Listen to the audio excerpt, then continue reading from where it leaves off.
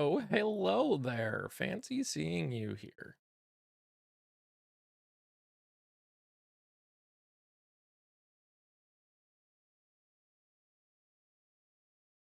How you doing, Brianna?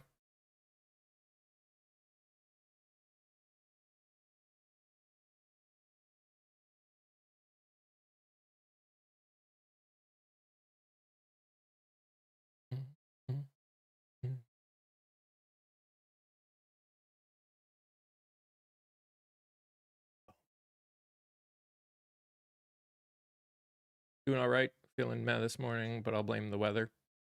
Fair. That's fair. I'm doing okay. Doing okay. Just released the new episode today. Got a lot of episodes on the horizon that are going to be really cool. Got at least 2 other people running for Congress that I'm going to be interviewing, which is pretty neat.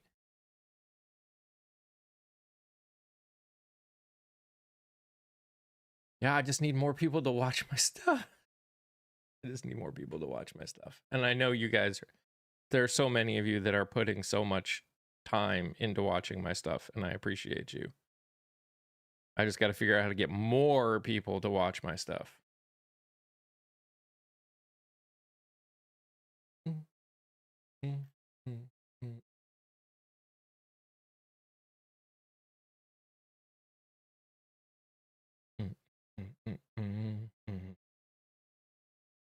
Nice. I'm still waiting to hear back from that person you got me in touch with before. I've heard nothing from them.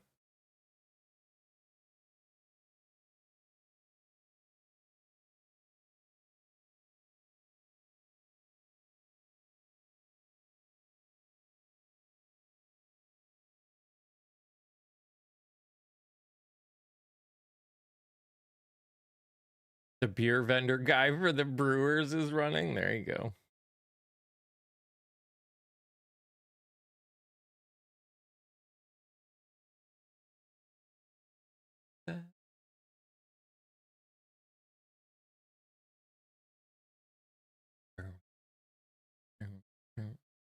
Remember, if you're over on the tube, to hit the thumbs up. I've gotten that a few times. Like, I messaged one person asking if they'd do it, and they went, sure. Haven't heard from them since. It's just, sometimes that's the way it is. Especially if life gets busy, and let's be honest, life is pretty busy right now.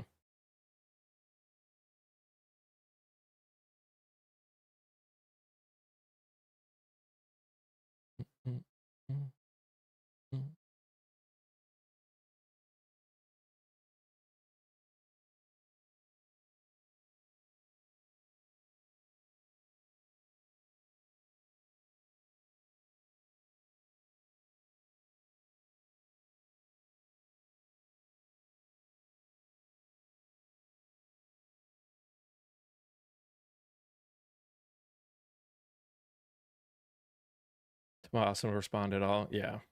Hey, RJ. Man, it's really quiet this morning. You'd think it was a Monday. Hey, Beth.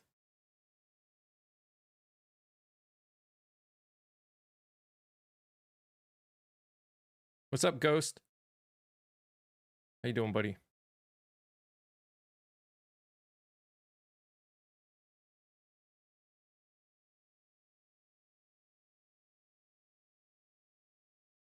Blame the weather again. Yeah, it's pretty quiet everywhere. Which is weird.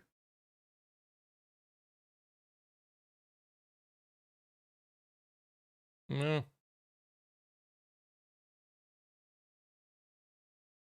People are leaving TikTok en masse like disgruntled Giants fans. I mean, I don't know if everyone's leaving quite yet, but people are definitely starting to prepare. So am I. That's why I go live here and over on the tube at the same time.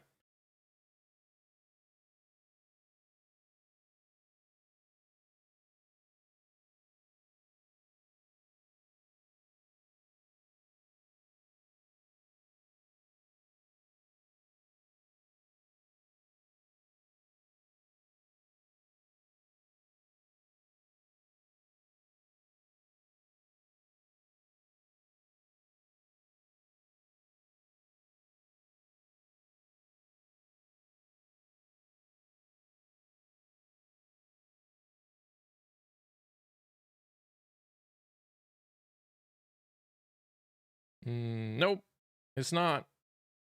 But nice try, bird. Morning, Courtney. How are you?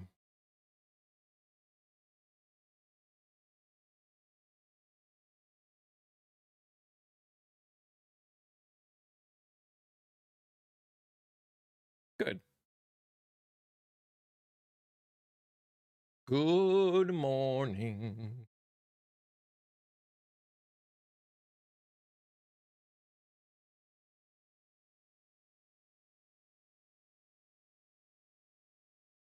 I've been seeing news that at least one airport has no air traffic controllers, so it had to completely shut down, which is crazy. Yep, Burbank. Yep. What state am I in? I'm in North Carolina.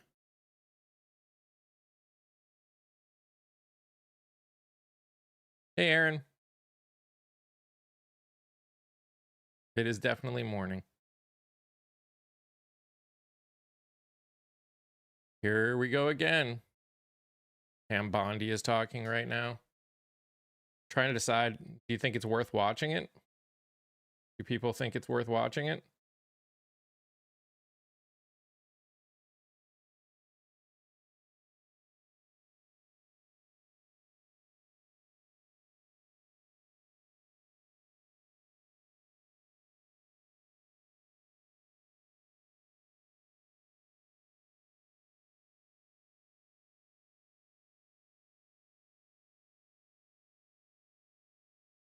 Decisions expected soon. My colleagues on the other side claim that your department has Pam Bondi is reallocated not the goat. resources to immigration enforcement, and it's had a negative impact on law enforcement. All right, I'm going to restart then. We're going to do watch party. We're going to set it up as a watch party, so I'm going to restart. So these attacks are clearly I'll be right back. off the mark. Explain your view of these misguided assertions. Chairman, every day our FBI, DEA, ATF, and now U.S. Marshals working on a task force with Homeland Security are out there keeping Americans safe and getting illegal aliens out of our country, many of whom have committed violent crimes in this country. Our agents will continue to fight violent crime in this country, working hand in hand. One example is right here in Washington, D.C. We have the D.C. Task Force that has been incredibly successful. We are so proud of the work that has done. We have been working hand in hand with the local officials here in D.C., and we are very proud of that work. And we're taking that to Tennessee and around this country to keep Americans safe. I won't repeat the things I've said about Arctic frost, but we had this recent revelation yesterday of my Republican senators being targeted by the government, underscoring the point about Arctic frost. When taken in context with widespread government weaponization against Trump and conservatives in the last decade, the conduct's arguably is worse than Watergate. So I got two questions along this line. How many Department of Justice and FBI personnel have been held accountable for their partisan and constitutional questionable conduct, and what was their punishment?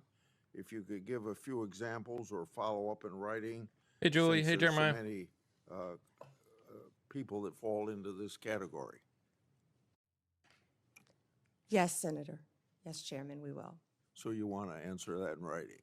Yeah, okay. Yes, the exact number I can answer in writing. Yes. Okay. Was Attorney General, on the same subject, was Attorney General Garland, Director Wray, and/or President Biden's White House aware of the FBI targeting Republican senators?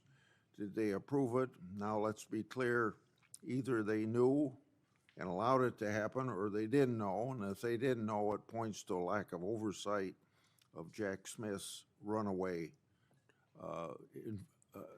case. Chairman Grassley, that's what we've been talking about when we refer to the weaponization of government.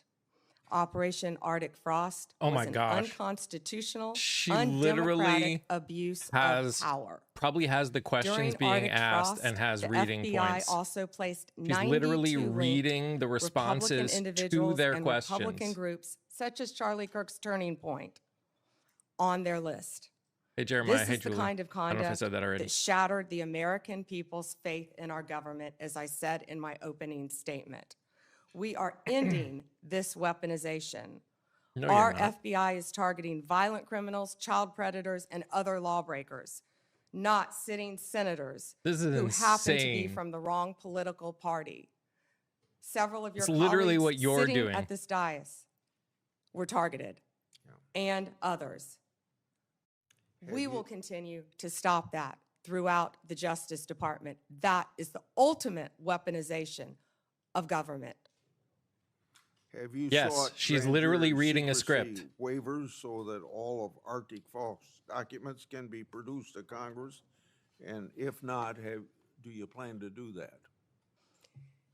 Chairman Grassley, I will be working directly with Director Patel on this issue, and there's not much more we can say about the issue for obvious reasons at this time. Okay. How old is Public Grassley? Safety Pretty old. Officers Benefit Program, PSOB, provides benefits to law enforcement and first responders if they're disabled or killed in the line of duty. Affected family members may also benefit. My oversight and a government accountability office report shows that some claims have taken thousands of days to conclude. PSOB applicants have also informed my office that they've been left in tears with Nope. disrespectful ways they've been Nope. treated by Still the alive. Hey, government. ABC.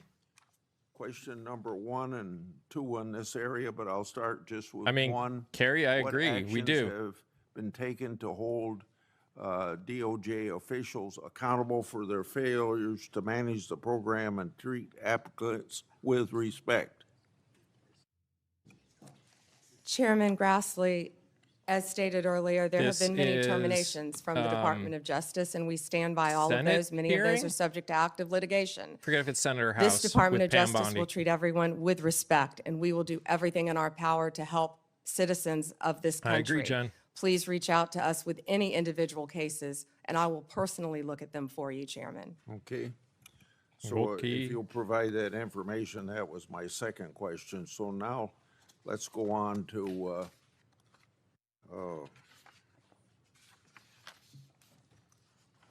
regarding the initial FBI 1023 document that I made public last Congress. That document mentioned I don't even 1, think text he's writing messages, these. 2, audio I don't even think he's recordings, writing these. and 3, financial records that allegedly no, the approved a Congress is still getting bribery paid. scheme with the Biden family look, and yeah. foreign interest. I asked Director Patel So they get to keep if working. his Hey, Patty. predecessors made any effort to determine whether these records existed. He answered no. What steps has the department taken to determine whether these records exist? One way or another, this matter ought to be put to rest. Chairman Grassley, I know Director Patel is working hard on this with the members of the FBI. There he is. So we don't know if these records exist, or you just can't say that publicly at this point? I don't want to discuss any of that publicly, Director. The Foreign Intelligence Surveillance Act includes a safeguard to prevent political Must be nice being a federal weaponization. employee still getting paid The to work. Yep. reauthorization mandated certain members and their staffs shall be entitled to attend any proceedings of the FISA court. Former Biden DOJ Assistant Attorney General Matt Olson drafted a privacy agreement that allowed the department to hide information from Congress during FISA proceedings. Matt Olson made a career out of targeting President Trump and his allies, so it's not surprising that he would attempt to hinder congressional oversight or cover up for the Biden regime. He really needs to just stop I want to talking. make sure that you get rid of the ridiculous and misguided Olson memo. When can you tell me that will be done? We will notify you, Chairman Grassley. Thank you. Okay, Senator Durbin. Thanks, Mr. Chairman. Madam Attorney General, let me ask you this question. Were you consulted by the White House before they deployed No, National this is Guard not a troops meeting about the government cities in the shutdown. United States? It probably should be, but it is I am certainly not not. going to discuss any internal Hey, Fit Puzzle. conversations with the White House. You won't even say whether you talked to the White House about this? I am not going to discuss any internal conversations with the White House with you, Ranking Member. I noticed that. What's the secret? Why do you want to keep this secret? The American people don't know the rationale behind the deployment of National Guard troops in my state. We didn't The get word is, raptured. and I think it's been Nope. confirmed by the White House, they are going to transfer Texas National Hey, Guard Philip. units to the state of Illinois. What's the rationale for that? Yeah, Chairman, as you shut down the government, you voted to shut down the government, and you're sitting here, our law enforcement officers aren't being paid. They're out there working to protect you. I wish you loved Chicago as much as you hate President Trump. And currently, the National Guard are on the way to Chicago. If you're not going to protect your citizens, President Trump will. Oh my gosh. Been on this grow committee for more than 20 up, you years. child. That's the kind of testimony you expect from this administration. A simple question as to whether or not they had a legal rationale for deploying National Guard troops becomes grounds for a personal attack. I think it's a legitimate question. It's my responsibility. She refuses to answer as to whether she had any conversation with the White House about deploying national troops to my state. That's an indication, I'm afraid, where we are politically in this place. Let me ask you another question. I want to, if you will, hold on a second. Make sure I got the right page of facts here. You testified under oath when you last before this committee that before your appointment to Attorney General, you had served as a representative of some sort for the royal family of Qatar. Yes, he did. There was an issue that came before you in May when President Trump accepted a $400 million luxury jet from the royal family of Qatar for temporary use as Air Force One before it's permanently gifted to the Trump Presidential Library Get the Foundation. rapture when they The give us free Constitution health care. unequivocally bestows on Congress the power to control whether any officer of the United States, including the President, may accept a gift, quote, from any king, prince, or foreign state, end of quote. And this gift clearly violates the statutory regime enacted by Congress. You've refused to answer a letter I sent to you 5 months ago asking the legal rationale you relied on to advise President Trump to accept this This unprecedented is why gift from your former she's getting all legal upset client. because there is no legal Do you rationale. make a promise today that you will disclose that? Disclose what, Ranking Member? I assume there was a letter or some sort of statement from your office to the White House to advise them that you felt it was permissible? First, to address my role with Qatar, as I addressed with you during my confirmation hearing, I disclosed it in my SJQ. In private practice, I worked for Qatar for anti-human trafficking for the World Cup. That was my only involvement, and I made that very clear, and I'm very proud of everything I've done with anti-human trafficking. Obviously, in preparing any advice for the president She's literally on a jet or reading. anything else, we consult with the Office of Legal Counsel. She is The reading confidentiality responses. applies to their input as well. And Chairman, if you would approve and vote to approve, as Chairman Grassley said, excuse me, Ranking Member, as Chairman Grassley said, my employees, we would answer your letters a lot faster, yet you're stalling them at every stop. And to go back to your previous question, Your city has a murder rate 5 times higher than New York's. 571 homicides last year. If you were serious about protecting your people, you would be asking this administration for help. You're saying that we're coming into your state and your city. We're there to help make America safe and Illinois safe, whether or not you want to. I believe cutting federal grant programs to law enforcement in my state and across the nation does not make us any safer, and you've done just that. You've supplanted that decision by sending in National Guard troops to California and other places. That is a situation where the governors have not asked for that help. If you truly wanted to do this on a bipartisan basis, you wouldn't defy a governor, you would work with them. I'm prepared to do that. I'm prepared to work with this administration. But cutting these grants to law enforcement does not make us any stronger as a nation or give us the tools we need to reduce crime in Chicago.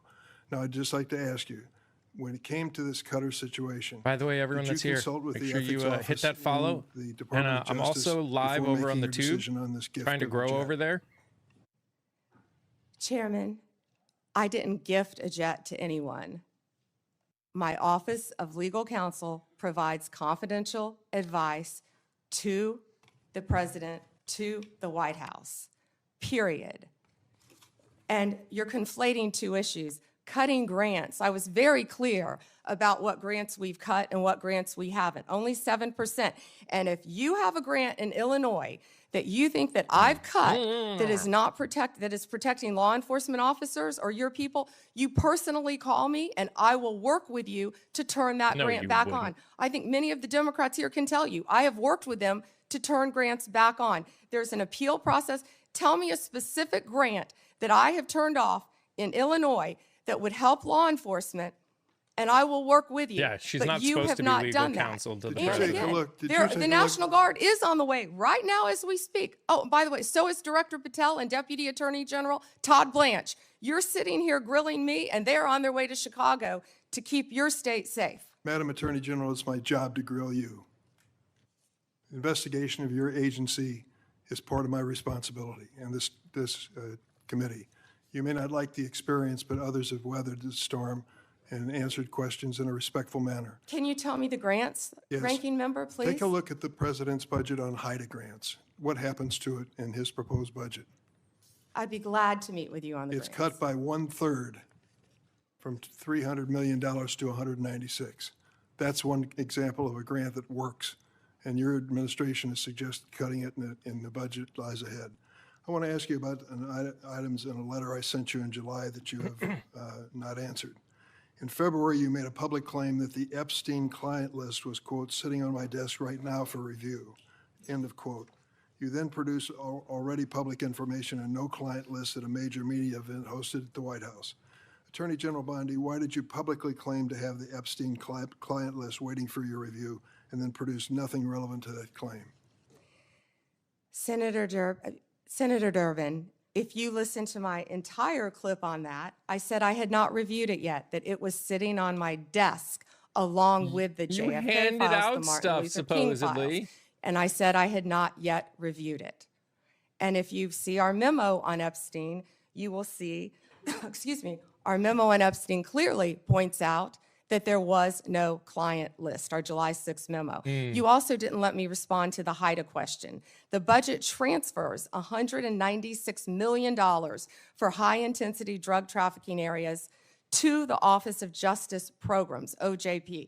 The Justice Department will continue to administer those grants under OJP in 2026. Going back to the Epstein files, according to another whistleblower who made a protected disclosure to my office, you pushed the FBI to review approximately 100,000 Epstein-related records on an arbitrarily short deadline in March, Oh, and the wrong way. FBI was directed to flag any documents that mentioned President Trump. Nothing came of that review until July when DOJ and FBI released an unsigned memo stating, quote, there's no incriminating client list. Why was the July 7th memo They're unsigned? required to put honorable. It's literally The like July part of their 7th memo rules. came from the FBI and the Department of Justice. Director Patel answered those questions very clear. And, you know, Senator Durbin, I find it very interesting that you refused repeated Republican requests to release the Epstein flight logs in 2023 and 2024. You fought that. Did you take money from Reid Hoffman, campaign donations, who was a huge Epstein friend? Why did you fight for years? Why did you fight to not disclose the flight logs, Senator Durbin? I can tell you I did not refuse. One of the senators here wished to produce those logs, and I asked her to put it in writing, and she never did. Yeah, I think Senator Blackburn would quarrel with you on that. But Well, I that's will up to the quarrel two with of you as to Reid, somebody that you mentioned I never heard of. Reid Hoffman. So who gave the order to flag records related to President Trump? To flag records for President Trump? To flag any records which included his name? I'm not going to discuss anything about that with you, Senator. Eventually, you're going to have to answer for your conduct in this. I You am won't do it not today, going to but talk eventually to you a will. senator whose job it is to oversee me Mr. Chairman. anything. Mr. Chairman. Yeah. Mr. Chairman, since Senator Durbin referred to me, I would really appreciate the opportunity to correct the record. Proceed. Because Senator Durbin knows I repeatedly asked for those flight logs. I brought up the subpoena. You even shut down the committee because you didn't want that, and you know I submitted that in writing, and you continue to misrepresent that, and I am not going to let that record stand. Okay, Mr. Chairman, go ahead, Senator Durbin. I just want to make it clear that the reason the committee business ended was that your side invoked the 2-hour rule. Point number 2 is I asked you if you wanted any documents like flight logs to put it in writing. You never did. Yes, sir, I did, and your staff knows that I did. We'll submit, once again, Send me a copy of the that, information to you. We've done that several times, but we'll be happy to, once again, send it to you. I think your staff doesn't show that to you. Well, as I started to say about the emolument clause, and Democrats bringing that up in regard to Qatar, back in March of 2016, they didn't care anything about my bringing up the emolument clause in regard. I wrote to the Obama Justice Department. That letter was based on Secretary Clinton's 2009 to 2013 financial disclosures when she was Secretary of State. Those disclosures They've got this showed all that her written husband down. This is so participated in at least weird. 62 events with foreign states. Some It's of just those so were speaking weird that they have events all with these connections to written foreign governments, down. and some speaking events were financially supported by foreign governments. 2 examples. The emolument Bill Clinton clause, received Susan, hundreds of thousands of dollars prevents for appearance sponsored people by like the Middle president Eastern from taking governments. gifts from Bill people. Clinton also received $200,000 for a speech connected to the Chinese government, and I don't recall getting any help from my Democrat colleagues on that investigation. Senator Graham. Good morning. Good morning. Thank you. So I want to make sure I got this clear. If a Democrat or a Republican senator has a problem with a grant that's been canceled or reduced, you would be glad to talk to them. Yes, Senator, and I have been doing that as well. There have been Democratic members who called you, They have spoken to my office, yes, Senator, and you've tried to respond. on either side of the aisle. Of course, if it has anything to do with law So- enforcement or victims, And that includes Senator Durbin. If he's got a problem, he can call you and you'll try to respond. absolutely. Thank you. How many illegal immigrants are in Chicago? Ooh. Does anybody know? I do, countless. Countless. What we have seen since January 20th, Senator Graham, is a 1,000% increase in violent attacks against our ICE officers. That has nothing to do with the Right. question. But I just want to know, is there like 10 or 100,000? Does anybody know? There have been multiple, and we have made multiple arrests, of course, think- involving violent gangs Yeah, in Chicago, throughout Illinois. Yeah. So the only reason I ask that is Chicago is sanctuary city. Do they help ICE deal with illegal What does that have to immigration, do or with they're a anything? Sanctuary city, do you know? They are not cooperating, and I would ask that, I wish Senator Durbin would condemn the governor for not cooperating with our law enforcement officers. The only reason I mention this, if you're a sanctuary city, any place in the country, you're making it difficult for the rest of us. Because word gets out, if you get to a certain city, maybe Chicago being one of them, that you're home free, and that just That you're encourages more home illegal free? immigration. Do you deal with that? Agree with that? I do, Senator Graham, and can I add something to that? Sure. Please. One of our biggest wins was against the Sinaloa cartel, and that came in Chicago. The state of Illinois has a Trust Act, which prevents local law enforcement from cooperating with our federal immigration authorities. And that's what I was trying to talk to Senator Durbin about. On September 15th, our partners at ICE arrested an illegal alien from Mexico for beating a 21-year-old man to death. He had been imprisoned in Illinois prior to the murder and was released under Illinois' Trust Act. We filed multiple lawsuits in Illinois for sanctuary policies, specifically in-state tuition for illegal aliens and obstructing employers from verifying citizenship. You can't make this up. On September 5th, a federal grand jury in Chicago indicted a major Sinaloa cartel boss, narco-terrorism, guns, and drug charges. On July 11th, we announced a guilty plea for Ovidio Guzman Lopez. You may know him as the son of El Chapo, one of the worst narco-terrorists in the world. In the world, In senators. Chicago. In Chicago. In Chicago. He entered a Graham. guilty He's plea like, to drug conspiracy and 2 counts of knowingly engaging I've never in seen a continuing senator criminal be so, enterprise like, hamstrung. in the state of He's like- Illinois. I could continue with fentanyl. I could continue with child predators in Illinois. Like, Well, thank you. I think I've seen numbers over 100,000. So Chicago and other sanctuary cities, you're making it harder for us to deal with illegal immigration by doing what you're doing. And I am glad President Trump is trying to change those policies. And if you need the National Guard to bring order out of chaos, so be it from my point of view. Now let's get back to the topic sort of at hand here about how the law is being used politically. what is the name of this In traveling September circus? 2022, A Senate subcommittee Attorney meeting. General James from New York That is what the name basically of this said is. in a campaign that she would go after Trump, his business transactions, and his family with full force. November the 15th, 2022, Trump announces his candidacy for president.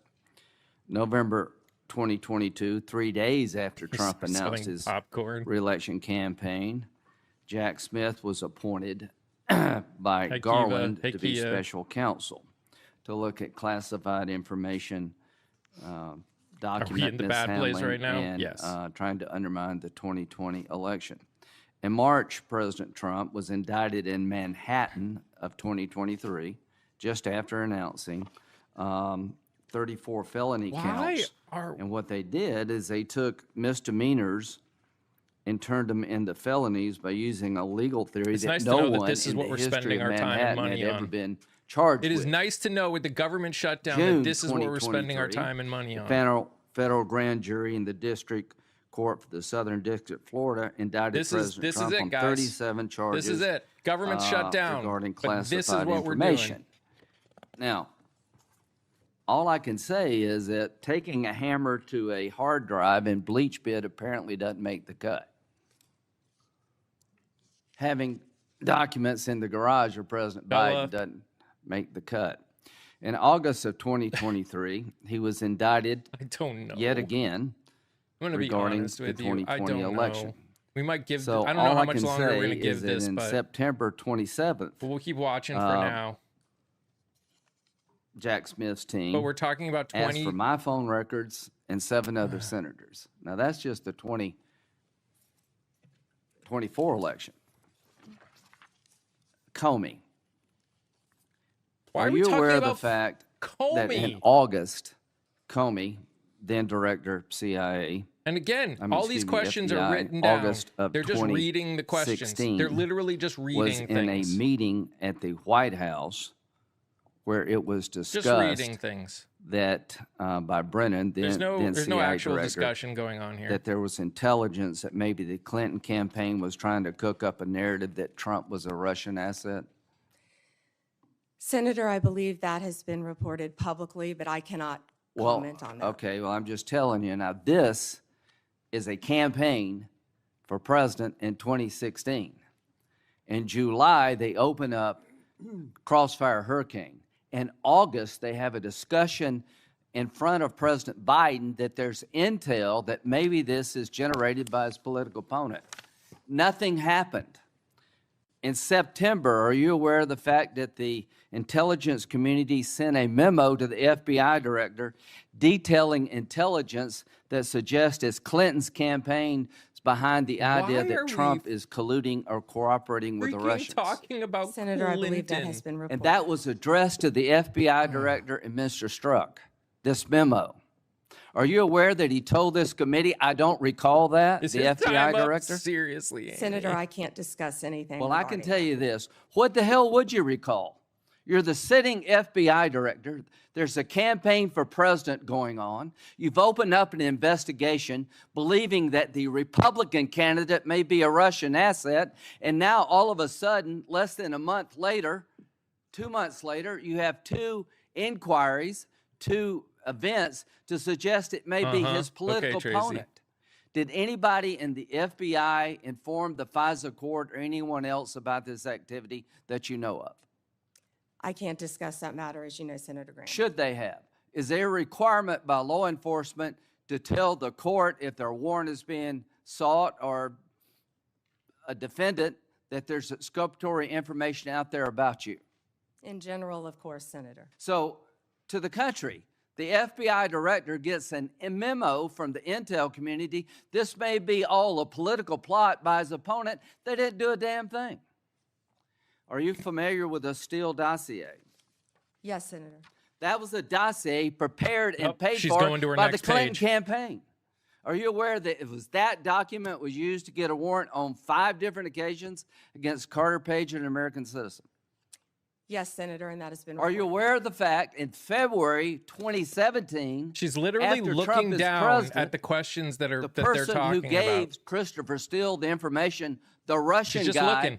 told the FBI, the information I provided you was all bar talk, hearsay, and not reliable. Are you aware of that? I don't Yes, know, Senator. Angelique. Was there ever an effort by the FBI to tell the FISA court about evidence that the man who helped prepare the document retracted his statement? I can't discuss that, Senator. Should there have been? Can't discuss that. You wonder ongoing. why we're looking at Comey? Give me a break. Why are we looking at Comey? Because he ran an FBI and personally knew about exculpatory information and let it slide. How in the hell can 2 FBI agents interview a man who says the document you're using against a sitting president to suggest he may be a Russian agent or Carter Page that is now no longer they reliable? cannot How interject. does that not get to the court? Can you tell me how that doesn't get to the court? You can't, can you?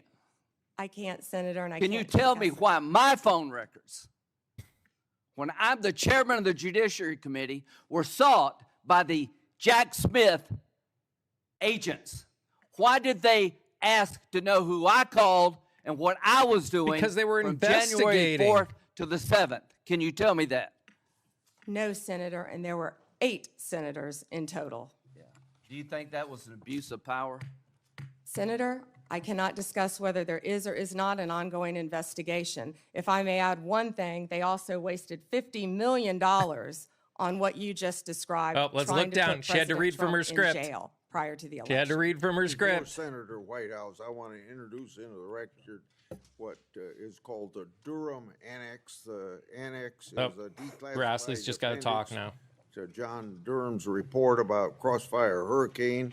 The Durham Annex contains information exposing a reported Clinton campaign planned to falsify and tie President Trump to Russia. For years, I've fought to assemble and publicize all the facts surrounding Durham This feels like- investigation, Crossfire Hurricane. Lindsey and Graham had related his talk, matters. now he's The gone. Durham annex was Lindsey Graham had his declassified as a large thing. It's part time to go do other because stuff. of Attorney General Bondi. Mr. Chairman, Mr. Chairman, Yeah, may I ask you a question? if I can answer it, yes. Go Thank you, ahead. Mr. Chairman. Are you going to hold a separate hearing on your whistleblower account of the FBI investigation of 8 United States senators? I think we need, my answer to your question is, I think we need to Leghorn, wait until we Leghorn. see what the FBI can report and whether it's necessary to have a hearing. Right now, I haven't ruled one out, but I haven't made a decision. And what year do you think that will happen in? I want the FBI to be a thorough investigation of it and report to us what information they can give us, and I don't know how long that'll take them. With respect, are you giving them a certain period of time? I have not given them a certain period of time. I'll discuss that matter with my staff and see if that needs to be done. Okay, if civil suits are filed against the perpetrators at the FBI, will that facilitate your investigation? Well, Why? what's the question again? If the 8 senators Why are we who here? were spied upon sue the hell Why out are of we the here again? Department of Justice and the perpetrators Guys, if you aren't involved, will following that already, please do. facilitate And their I'm over on investigation the tube. I'm and live or over there. yours? I guess It might what even I'm be a little getting bit to is, better than right I here. don't understand why we don't have a separate hearing. I find this breathtaking. It's just been 24 hours since the Yes, FBI unfortunately, Aaron, it investigated is. on it. Please give me an opportunity to sort through all this. Fair enough. I just don't want to wait 24 years to get an answer. Papa, can you hear me? We do have an active investigation going on through my staff. I want to make that very clear. Mr. Whitehouse, or Senator Sure you do. Whitehouse. Thank you, Chairman. Ms. Bondi, good morning. Good morning. What became of the $50,000 in cash that the FBI paid to Mr. Homan in a paper bag, evidently?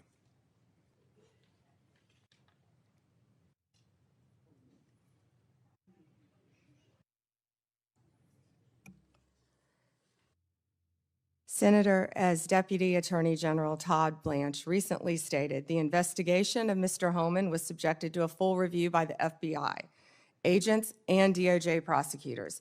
They found no credible evidence of any wrongdoing. And that was not my question. My question was, what became of the $50,000 in cash that the FBI Yeah, she had to look at delivered, her notes. evidently She in a had to paper bag find her to Mr. official Homan? answer. Senator, I'd look at your facts. Are you saying that they did not deliver $50,000 in cash to Mr. Homan? Senator, as recently stated, the investigation of Mr. Homan was subjected to a full A different review question. by the FBI agents, That's a by different Department question. of Justice prosecutors. They found no evidence of wrongdoing. That's a different question. What became of the $50,000? Did the FBI get it back? Mr. Whitehouse, excuse me, Senator Whitehouse, you're welcome to talk to the FBI. The report to you, can't you answer this question? Senator Whitehouse, you're welcome to discuss this with Director Patel. Did Homan keep the $50,000?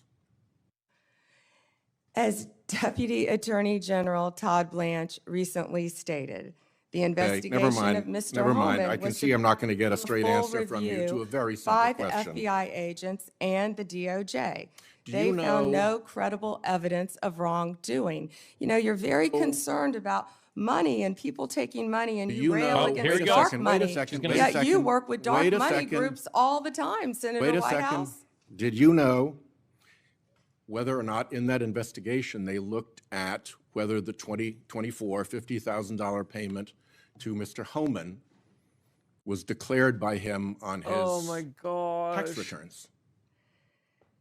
Senator, I would be more concerned if I were you when you talk about corruption and money that when you pushed for legislation that would subsidize your wife's company. The questions here are actually pretty specific.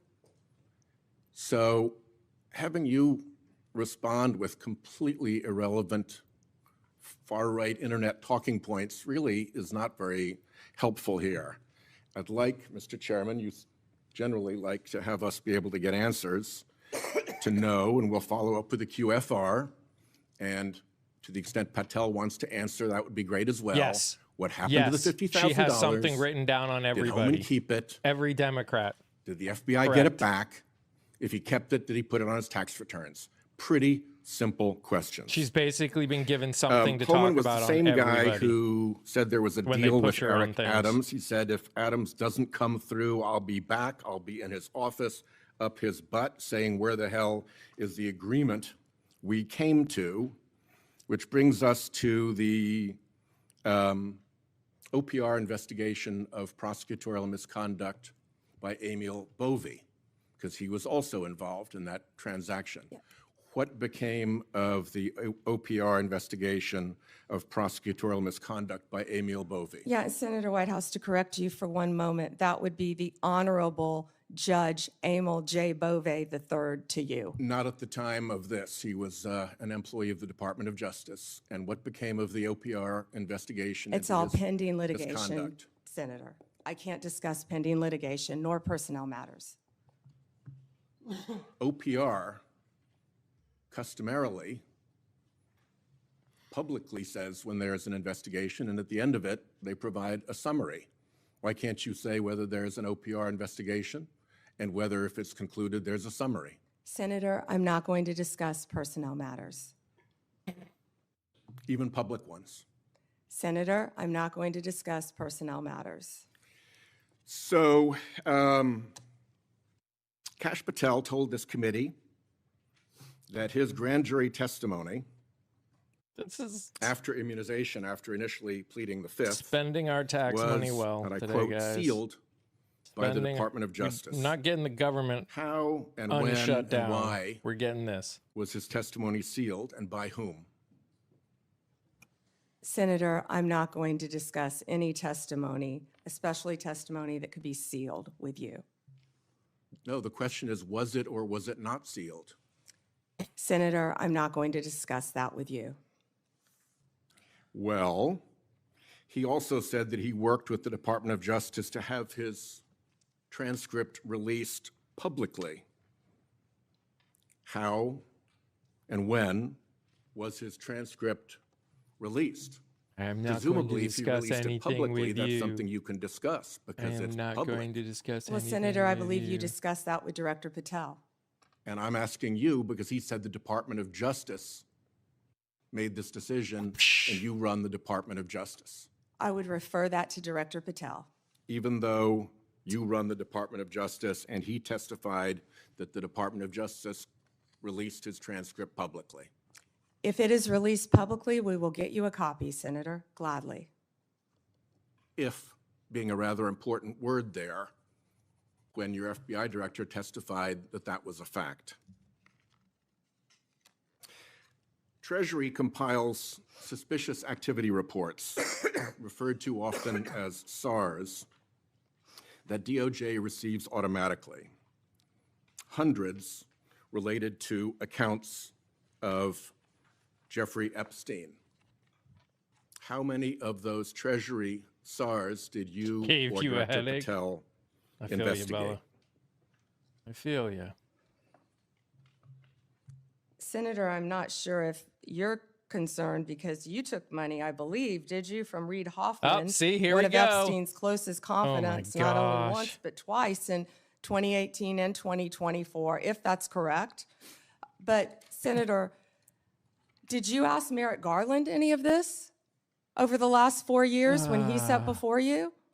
Why This don't investigation has I been ask going you? on. This investigation was closed. Did you ask Alex When Acosta you that? and Patel came to office, you said you would look into this.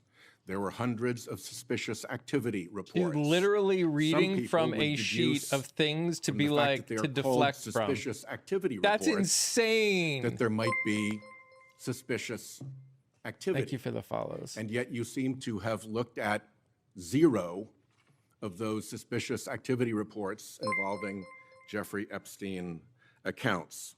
Let me ask you something else. There's been public reporting that Jeffrey Epstein showed people By the way, photos of everyone, we're President also Trump live on the tube. with half-naked young Probably a much women. better place to watch you because know you can if the actually say FBI what you want. found You don't have to worry about filters and all those that other stuff. photographs in their search of Jeffrey Epstein's safe or premises or otherwise? Have you seen any such thing?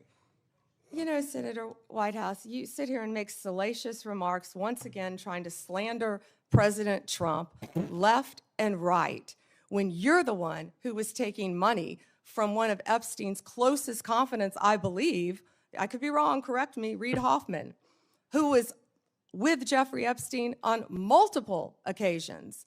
And the senator sitting right next to you tried to block the flight logs from being released. Yet you're grilling me on President Trump and some photograph with Epstein? Come on. The question is, Photograph? did the Proof FBI find that they were those together? photographs How that have been dare you discussed talk about a publicly photograph? by a witness who claimed Jeffrey Epstein showed them to him? You don't know anything about that. Okay. It's not remotely close to an answer, Nelly. That's the point. It's just deflection. Here's what well, no, we cut to something else. Look at this photograph. The Marshal Service is supposed to protect our federal judges. I have asked repeatedly for the Marshal Service to let me know if they are investigating or being The responses are from investigating massively yuck, Amy. whether or So not much there better is on YouTube. orchestration Yeah. I agree. of threats against federal We'll make it even bigger for you judges, guys over on the tube. whether under either conspiracy laws or racketeering enterprise laws or aiding and abetting laws, whatever. But as you know, there's the person who says the threat, and then there may very well be somebody orchestrating the threat behind them. Is the Marshal Service allowed to investigate orchestration of threats? And do you know if Laura. they've taken one step to do so? May I answer the question, Chairman Grassley? The time has expired. I think it's the convention of the committee that if I've started my question in my time, you may answer the Why question. asking is the she being a senator? Okay, before I go to Cornyn, She wants to answer the question, Chairman. oh, please go ahead. I thought you said you didn't want to answer it. I'm Yes, sir. sorry. Thank you. Senator Whitehouse, I would be happy to sit down with you regarding any threat to any federal judge in this country.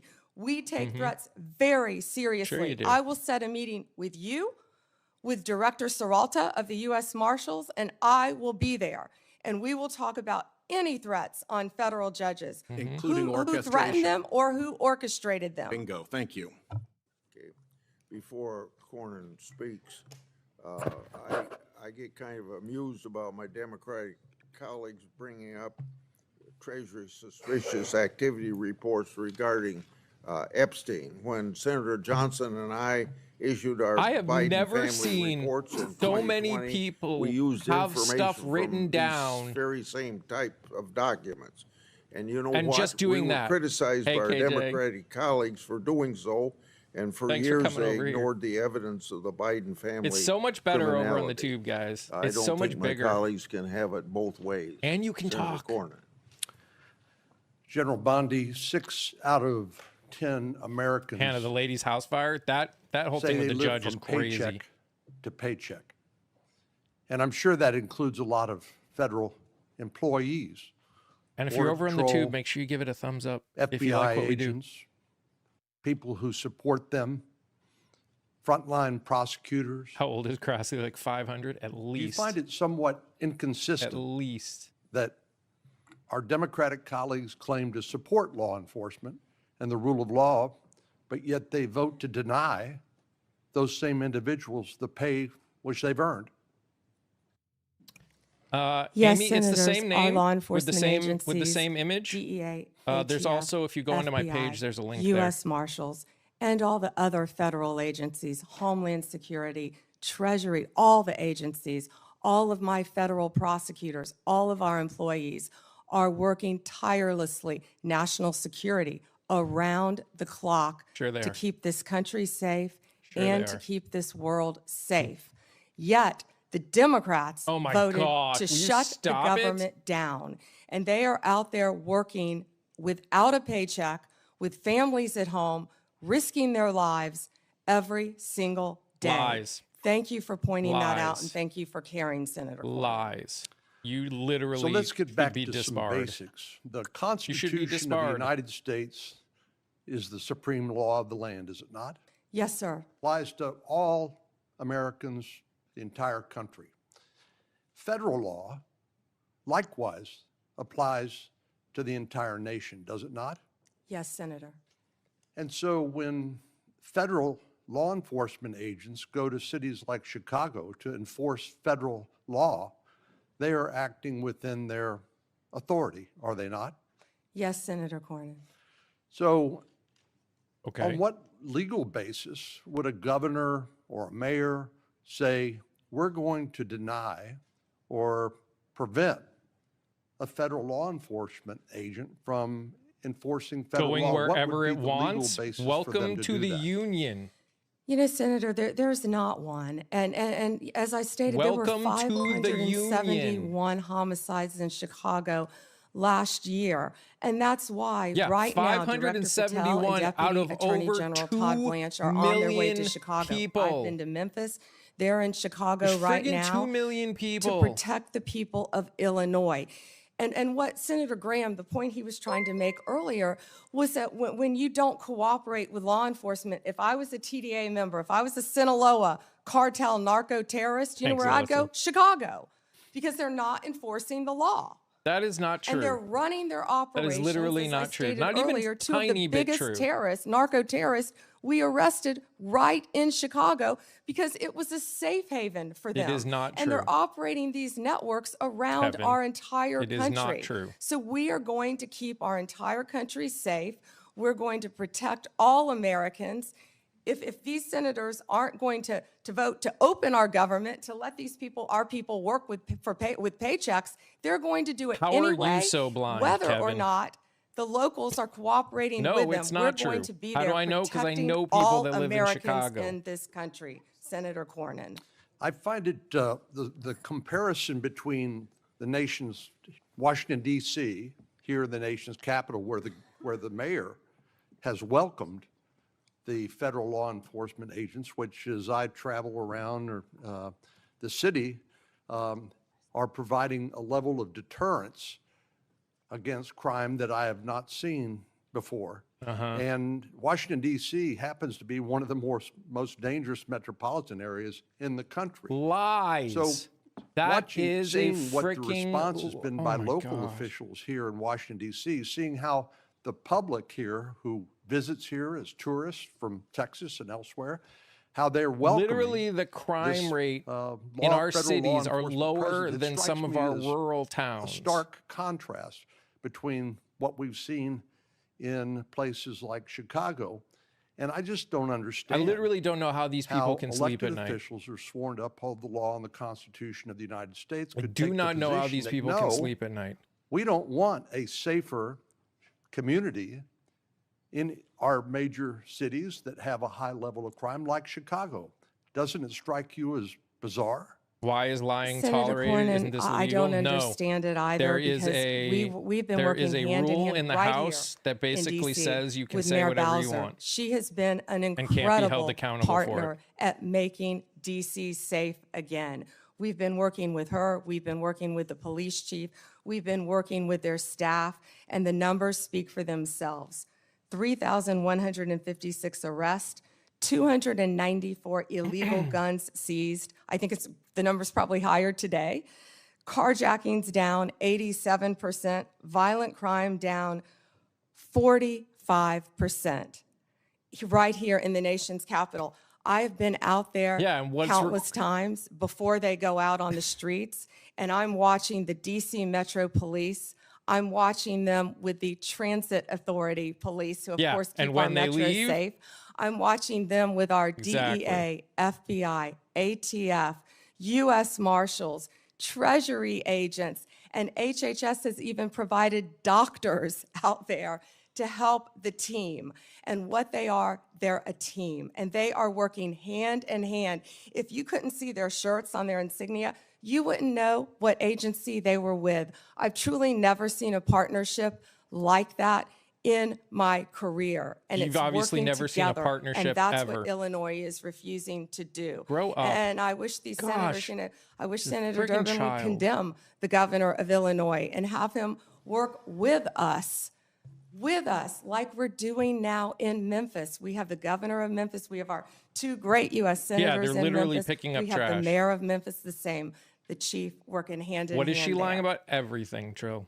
Literally everything. Last week, maybe the week before last, I lose track of the days, we had the head of the Metropolitan Guys, if you're Police over on TikTok, I'm Union also over on the for Tube. District It's of actually a better Columbia viewing here, experience. And I asked him Screen's about a little bit violent bigger. crime in our community. And you can say whatever And you I want. asked him whether there was a straight line from the open border policies of the Biden Governor of administration, Memphis. which helped Yeah, governor of facilitate Memphis. the cartels from exporting their poison to the United States, only to then find it distributed by criminal gangs who then engage in violence in our communities like Chicago to protect their territory and the profits that go along with that illegal drug trafficking. But I want to ask you about another aspect of the open border policies, and that has to do with one of the least reported tragedies and scandals associated with the Biden open border policies. How much And is that this has to do costing with the taxpayers? Far too 500,000 much. children, sometimes called unaccompanied children, UACs. And there's 500,000 fishes. children It's that true. the Biden administration allowed to be placed with sponsors in this country that were largely unvetted and subjecting I them don't to know, who knows Emily. what, and then I don't know. abandoning them by taking Yes, the so position they go that back it's not and the forth, federal Mary. government's responsibility, it's local So it's on the child Republican protective now, it'll go to the agencies that Democrat have to next. follow up on these kids. So they couldn't tell you whether they were being trafficked, recruited into gangs, whether they were going to school, I whether love they how were these getting the people health seem care to that know they what need. it's like They to couldn't live. tell you because they didn't care. So I know that President Trump's administration, the Department of Justice in particular, has located 22,000 of these 500,000 children. Could you talk to us a little bit about your efforts to rescue these children that had been abandoned by the Biden administration? Yes, and Senator, thank you for asking that question. President Trump cares deeply about our children of this country and children from around the world. This is horrific what has been happening in our country. Law enforcement has arrested approximately 458 sponsors. Now, what these sponsors are, they lie to ORR, many of them, to have an unaccompanied alien child. Some of them later exploit and live in northern abuse Minnesota. these children. About They're not parents. rural- They're Oh, not yeah. guardians. The They're crime coming and into this country. stuff They were in coming rural into is this country way worse. without any ramification across the Mexican border Way until worse. Donald Trump became president again. And that's when it stopped. We are doing everything in our power. I think to her nose is find getting and browner arrest as we're these watching, people by the way. Who are Just putting it out exploiting there. these I think children I'm and literally find watching these her nose children get brown throughout as we go. our country. One of those cases, we charged a Guatemalan national unlawfully residing in Cleveland with lying to government because he became the sponsor of a young girl. And of course, we found he was later sexually abusing her. That's one of many cases, Senator Cornyn, that I can talk about. And Donald Trump will not rest until all of these sponsors are found and these children are found and protected. Thank you. Seriously, half pint. Senator Klobuchar, you're recognized. Thank you. Attorney General Bondi. Wait. Good morning. Did Grassley I'm going to leave? start on a different subject. Good morning. On behalf of families in my state. And I wanted to thank the FBI and the local justice officials in Minnesota, the U.S. Attorney's Office, for the work that they did catching the murder, in the horrific murder of my friend, Speaker Melissa Hortman, and her husband, and the shooting of Senator John Hoffman. Just last month, my state was again shaken to its needed a core when a nap. mass shooter attacked Annunciation Catholic Church in Minnesota, shooting through the stained glass windows, injuring 21 people, including 18 kids, killing little Fletcher, little Harper, an 8 and a 10-year-old, murdering them when they're in mass praying, 12-year-olds protecting 8-year-olds.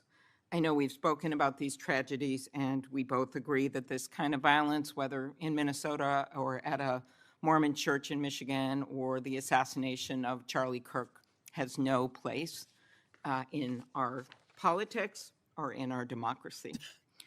In 2018, after the Parkland shooting, you were Attorney General, and there was a bill called the Marjorie Stoneman Douglas High School Public Safety Act. And the bill banned bump stocks, enacted red flag laws, and raised the minimum age to purchase a firearm in Florida from 18 to 21. And you actually defended the law in court from a challenge from the NRA. And we know that I'm in favor of an assault weapon ban, period. I look at these bills and I think, does this hurt my Uncle Dick in the deer stand? We have a proud tradition of hunting in Minnesota. I don't think they do. But as I talked to Director Patel, and he I know, Kia. told me, I know.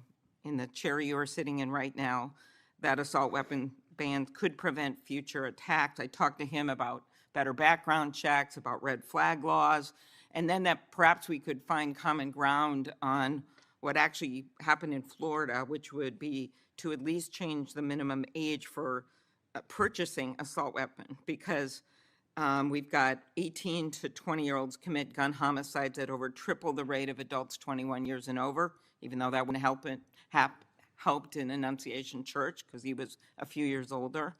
She was a few years older. But as you know, the shooter at Parkland was 19 years old, and the shooters in Buffalo and Uvalde were both 18 years old.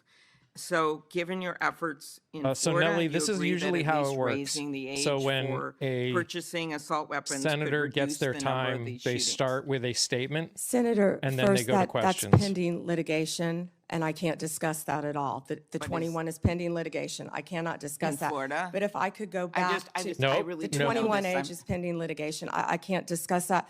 But Senator, back to what you said about what happened in Minnesota, there is no place for that. And I believe I spoke to you after that horrific,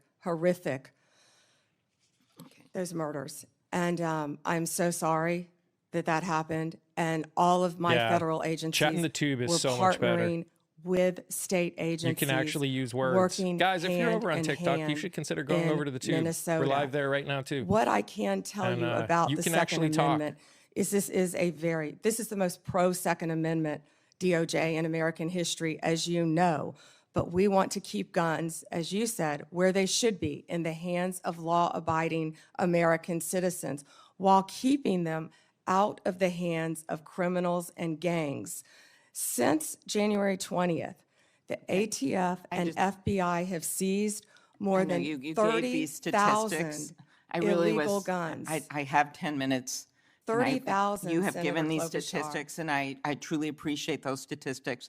But what I was just trying to get at was something where maybe we could find common ground on a bill that you actually defended in court in a state, which Director Patel seemed open to, and that was looking at, could we at least raise the age to 21 of the purchase of an assault weapon federally, while states look at banning these weapons overall, given these little babies that this gun is used to kill. So we can talk about it later, but that was my question, and you don't want to answer it. 'cause No, of- it's pending litigation, Senator. Okay, but your views on this is not pending litigation. So I want to get to the independence of the Justice Exactly. Department.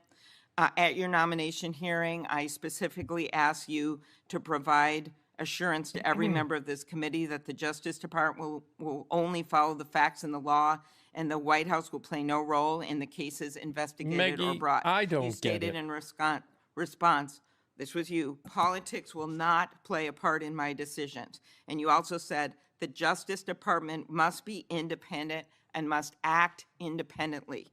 Do you believe that you have upheld that commitment? I absolutely have upheld that commitment, Senator. I pledged that I would end the weaponization also of the Justice Department, and that Except America you're would once using it. again have a one-tier system of justice for all. And that is what we are doing in this country. We saw this with the president directing an investigation prosecution of Chris Krebs, the former head of cybersecurity. Guys, Lisa if you're over in the Cook, tube, make sure you hit who that is the thumbs up. current governor of the Federal Reserve, Director Comey. And the president, and I know you have said that you will not discuss discussions you've had with the president about Comey. Is that correct? That you won't testify here about that? Because I was going to ask you if you received advice, instruction, or request from anyone at the White House to direct the department to engage in any investigations, prosecutorial actions, including decisions not to investigate or prosecute anyone. I'm not going to discuss any Okay. conversations. But then how about the Truth Social post on September 20th, 2025, in which the president said, we can't delay any longer. This is the problem with Cam, all of using these, your is they name, don't actually not bringing answer any criminal of the charges, questions, right? Or killing Like, there's our no actual reputation, his discussion work, going and on here. credibility. And It's then ridiculous. goes on to tell you to prosecute a member of this committee, to prosecute the Attorney General of New York, and to prosecute James Comey. Do you consider that a directive to the Justice Department? Senator Klobuchar, President Trump is the most transparent president in American history, Lies. and I don't think he said anything that he hasn't said for years. Okay, it has been reported that you initially pushed back against requests by senior Trump administration officials to push out or fire the acting U.S. Attorney in Virginia, Eric Siebert, who's a conservative Republican, who made the decision that the evidence was not there to prosecute Comey. What made you change your opinion? I am not going to discuss personnel decisions. Okay. Is it true that the career prosecutors in the Eastern District of Virginia found that there was insufficient evidence to bring criminal charges against former Director Comey?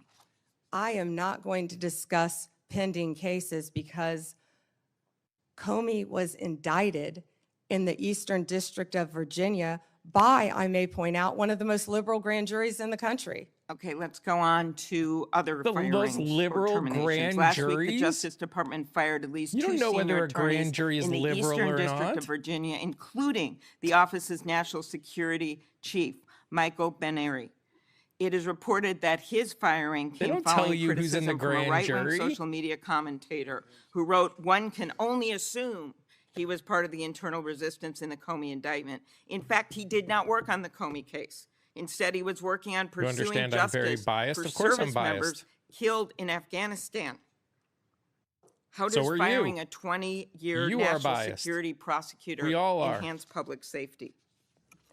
Senator Klobuchar, I'm not going Never to said I discuss wasn't. personnel decisions, but the personnel issue that I'm having right now is that all of my agents, all of my lawyers are working. My agents are on the street working without a paycheck because your party voted to shut down the federal government. Wah, wah, wah. We did not vote. Unfortunately, the House isn't even shut back down. here. They're 18 days off the job to even meet with us to come up with a resolution that we would like to discuss with them about saving people's health care. Let's move on to the Antitrust Division. Exactly. Did you authorize your chief of staff to overrule top officials in the Antitrust Division to settle the challenge to the Hewlett-Packard Enterprises Juniper Networks merger? Senator Gail Slater runs my antitrust unit, and she is doing an excellent job on many, many cases. As you know, that is a pending case. Okay. In any merger, just to clarify, in any merger, Senator, there is a deal struck with our office and with the corporations involved, but then that also goes to a court to certify in any merger. In any merger, it's a multi-step process. Okay, I and will that ask some process is further still pending, questions Senator about Klobuchar. antitrust. I just had one other thing. DOJ can now take the extraordinary step of Time's subpoenaing expired. journalists. Has the Justice Department issued any subpoenas to journalists under the updated guidance? Time is expired. Okay, I'll ask You those may on the record. respond, Ms. Bondi. You can respond, she said. Nope. She needs to look at her answers. Senator, my office She's got to look at her answers. What the in hell? April restored the Justice Department's She's longstanding literally gotta look at her norm on this answers. issue. It was AG Garland frickin' who hell? had deviated on the media investigations policy, allowing self-identified journalists using this self-serving status as a shield Like, what the against hell? being held accountable for endangering our nation's security. We have taken that policy back to the norm, and I can't comment on whether we have or have not, or do not have. Must be an pending open investigations. book Senator Time is test. Klobuchar. expired. Senator Lee, you're recognized. Attorney General Bondi, thank you for being here today, and thanks for your service as Attorney General of the United States. I want to start by thanking you for acknowledging a moment ago the importance of protecting the rights of the law-abiding. In a country where there are hundreds of millions of guns. You mean with all of the people alarming, in Chicago not to and mention Portland that are unconstitutional being things the put government in, could do is to disarm that are being the law-abiding. detained that are It would be law-abiding? unfair. It would be fatal to many. It would be contrary to The our American constitutional system. citizens that are I getting appreciate you put? standing up for that. I'm also grateful for Meg. you standing up for Gail Slater, the Assistant Attorney General over It the really is Antitrust ridiculous. Division. I have full It confidence really in is her, and I ridiculous. can tell you do as well. More broadly, Attorney General Bondi, through your leadership, you've returned By the the way, everyone on Department the of tube, Justice I'm also, to its core or mission. everyone here on And TikTok, its I'm core also mission, over on of the course, tube. I'm involves live both places. protecting the American people. You can upholding say the what you law, want over on upholding the tube, which Constitution, is kind of nice. and making sure that justice in our system is applied even-handedly, fairly, consistently, as the law requires, without fear, favor, or political bias making those decisions. With you as Attorney General at the helm of this great department, the Department of Justice has strengthened its efforts to secure our borders. How does she have written answers for Against pop what has questions? been an That's an interesting unprecedented question. Influx Fancy of girl. illegal That's an immigration. interesting question. It's disrupted sophisticated Hey, Joe. networks of criminals, including people who profit immensely Oh, and have profited Mercedes, over you the can go last, somewhere else then. 5 I'm years. sure there are other roughly, people doing from a massive human trafficking and drug smuggling operation. And it also just demonstrated an unwavering commitment to the safety of American citizens. Your work has sent a clear message Can we not say to what criminal we organizations want here? I and mean, to TikTok moderates criminally a lot minded of people things. everywhere, foreign and domestic. The rule of law in the United States. Vonda, I will think be they were enforced. talking about Mike And Lee, those not who not prey me. on the vulnerable will face especially swift But and I could unpleasant be wrong. consequences. I'd also like to commend you and FBI Director Kash Patel, Deputy Director Dan Bongino for your collaboration with state and local law enforcement in my home state of Utah I don't know, Mary. in assisting with the prompt apprehension of the shooter in the tragic assassination of Charlie Kirk just a few weeks ago at Utah Valley University. Your leadership has helped reaffirm that the Department of Justice exists to preserve the rule of law, to protect the peace, the safety of the American people, and ensure that our constitutional republic endures for many generations to come.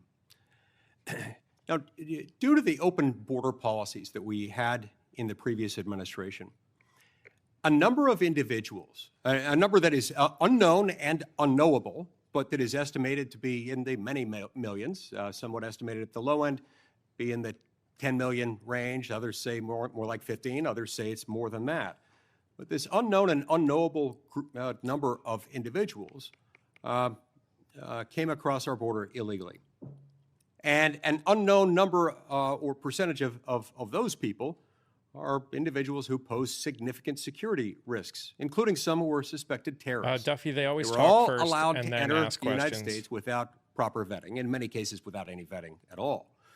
What progress have you made so far, Attorney General Bondi, in solving some of those issues related to the illegal immigration of an estimated 10, 15 million, maybe more, over the last 4 years?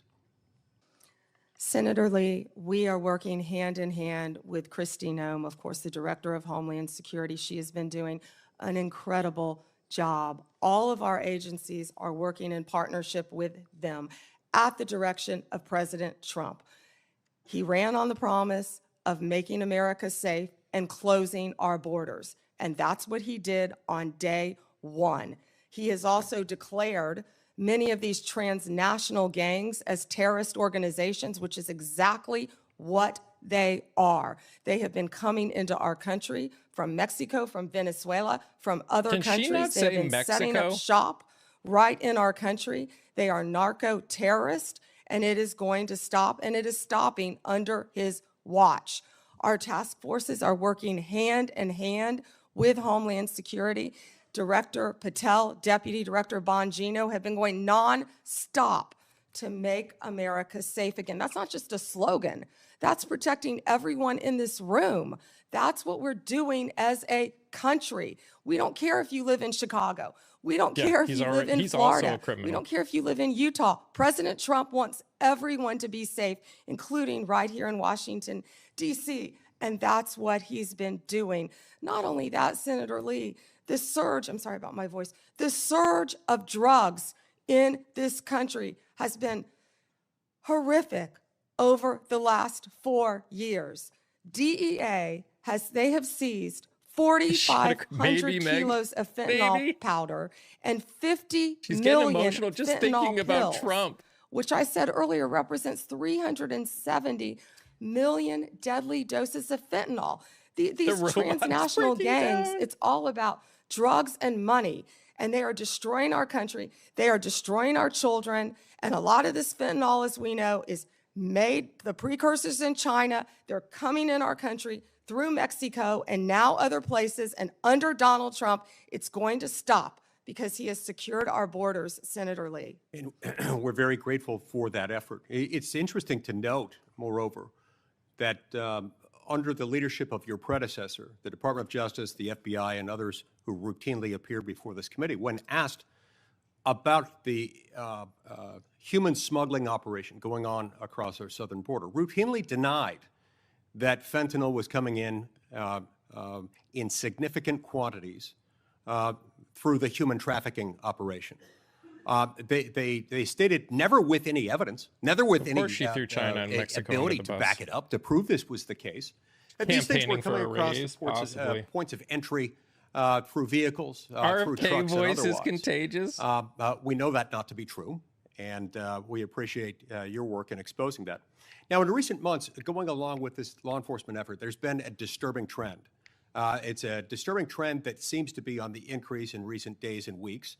That is a rise of violence directed at federal law enforcement officers engaged in immigration-related arrests, including direct physical threats, organized riots outside of detention facilities, and most tragically, of late, a fatal shooting targeting an ICE facility in Dallas.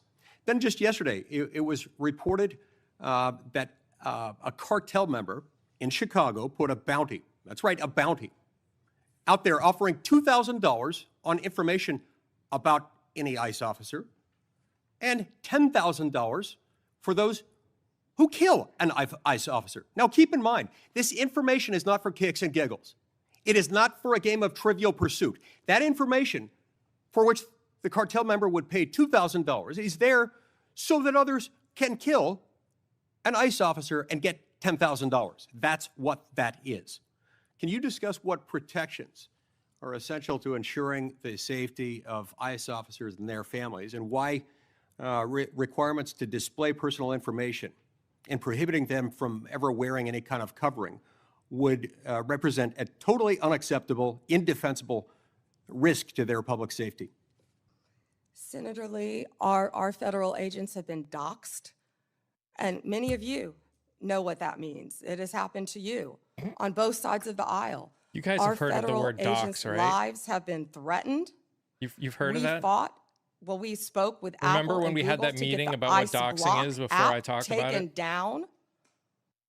That was reckless and criminal in that No, people no, no. were I was saying that's posting what where that's ICE officers what Pam Bondi live. was saying to the senator. worked She's with like, both you guys Apple and Google to know take that doxing, down. right?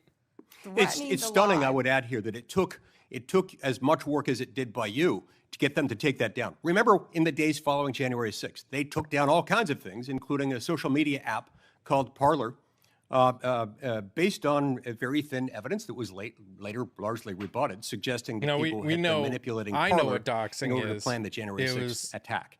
That wasn't Sorry. true, It was and they supposed took to it be down. funny. I'm glad they have Obviously it taken wasn't. this Block ICE app down, but it's a shame that it took as long as it did and as much work on your part to get them to take it down. I will tell you they were cooperative, and to correct myself, it was where they were going, the jobs they were doing. And that's what's been happening because hundreds of organized rioters, Senator Lee, are showing up where our ICE officers are. And as you know, they have fireworks, they have gas masks. You know, they don't want our Yeah, officers because to be you're protected shooting gas with their at them. identity. Of Yet course they're wearing gas they're wearing masks. goggles. And they're So it's okay ramming for them to cars. be safe. It's okay for Antifa to be safe. It's okay for those doing the bidding of international violent drug cartels to be safe. They are- But heaven forbid, Oh my our ICE gosh. officers should be safe. They're not Thank you, Antifa. Senator You don't Lee. even know what Time has Antifa expired. is. Senator Coons, you're recognized. Thank you, Senator Blackburn, and thank you to the committee for holding this oversight hearing. And Attorney General Bondi, thank you for your service and for being with us. I want to Both of start their with an noses area are where I very think we have a brown. lot to agree on. In May, your Bureau of Prisons issued a directive to expand the availability of home confinement.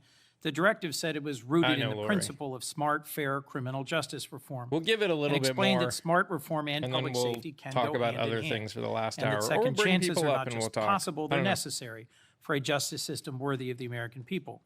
There's more to do to implement this directive, but I appreciated the BOP's recognition of these principles. Could you briefly speak further about the work BOP Director Marshall and Deputy Director Smith, himself a former inmate, are doing with regard to reform and what opportunities you see for us to do more? Thank you, Senator Coons. And you have been a champion of that, and we believe in second chances. As a career prosecutor, I know that most people, even violent criminals, are going to be locked up and then they're going to be released. And that's why we need everyone to be a productive member of society. I believe in halfway houses, and that's part of what the First Step Act did. It gives people a second chance at life. And that's what Billy Marshall and Josh Smith have been doing, working hand in hand at the Bureau of Prisons. I talk to them constantly, and they are working so hard. In fact, they inherited a dysfunctional and neglected agency, and they are taking, despite more than $450 million being appropriated between 2019 and 2024, we found that funds had been diverted away from the Department of the Prisons, there a the Bureau of subcommittee meeting Prisons. tomorrow about and social so they are media doing platforms? everything to create more Interesting. halfway houses and to give inmates everything they need to be successful upon release, but also by keeping America safe. And I just learned from Billy Marshall, we just made an incredible case that someone, I believe the case was in Texas, one of our federal prisons, no one was monitoring this. And there was someone who was caught with a drone dropping off recently cell phones, Yep. paraphernalia, Let me follow up on that point, if I might, Attorney many General. things that could cause violence within our prisons and allow criminal cartel networks to function within our federal prisons. And that's what a lot of this money is going for, to make our prisons safe within and so these criminals cannot function while they are in prison. But one good thing I can also add is we have given inmates, I think we've over doubled the amount of minutes they can have on their phones so they can talk to their family You've members. also doubled 'cause the we amount believe of that is inmates. important. One of the challenges federal probation officers face is massive caseloads. And I am about to introduce, hopefully reintroduce soon, a bill with Senator Lee that would improve our Okay, federal Cook. supervised release Appreciate system you being here. by focusing resources on those who really need to be supervised and providing incentives to reduce oversight of those who've really made progress and who've changed the direction of their lives. She is It sure saying a broadly lot of supported, nothing. by law enforcement and a variety of policy groups, and I'd love to work with you on that, Madam Attorney General. Yeah, and Senator, can I just add, because I just got the numbers. So what we have is $8.7 billion for the Bureau of Prisons. And what that does is it adds 587 correctional officers to help with the things that we just discussed. $95 million for new hires. We have to recruit and we have to retain. We know that's a really tough job to be a corrections officer. Yeah, I got and a that's better why idea. Josh Smith Let's try is and such a limit valuable the part amount of that of people team that with go Billy into Marshall. prison. And I would welcome working Let's with look at you why on that. people And do President things Trump that is get the them one to who go to signed prison, and the let's First stop Step that. Act because he believes in second chances. We all do. Thank you, Senator Coons, for that question. One of the things I have been concerned, even upset about, is how early in this administration, at the behest of DOJ, the department cut hundreds just what of we need, grants, more totaling private hundreds prisons. of millions of dollars, many of which serve critical public safety needs, supporting victims, assisting with reentry, violence prevention, including in my own home state. This was literally defunding the police. And I have some concerns about how DOJ is putting at risk public safety by assigning thousands of agents and prosecutors away from drugs, firearms, corruption, violent crime to help ICE arrest people without criminal records.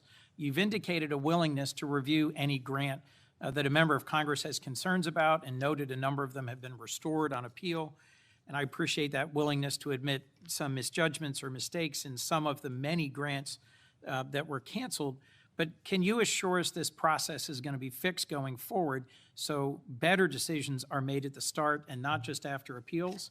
And can you assure us that we are not leaving doors wide open Ready for crime ready and for the criminality in our deflection? communities and over-focusing Who's ready? on arrest and deportation of those without criminal records?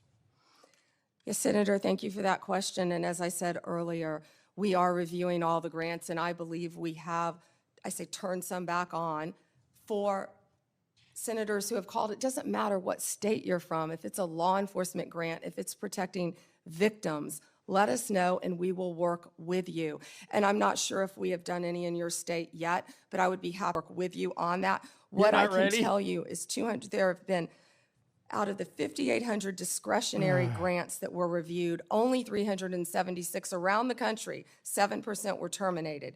225 of the grant recipients have appealed that termination.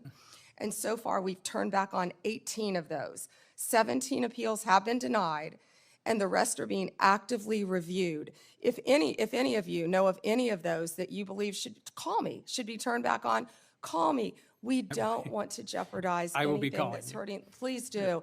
And Senator, to go to what you said about the FBI and my federal agencies and being pulled to work on immigration cases, they're working hand in hand because we believe that, we have ICE officers out there, as we just discussed. I don't want to repeat that, who are being harmed. We're going to work with them, and I've directed all of my law enforcement agencies to work with ICE to make sure they're safe in Chicago, to make sure they're safe in Memphis, to make sure they're safe right here in Washington, D.C., but also at President Trump's direction. We are not Bless your stopping the heart. core function of what we're doing, and that is fighting violent crime. And I think Director Patel made that very clear with all of the arrests that our FBI have been making on violent criminals.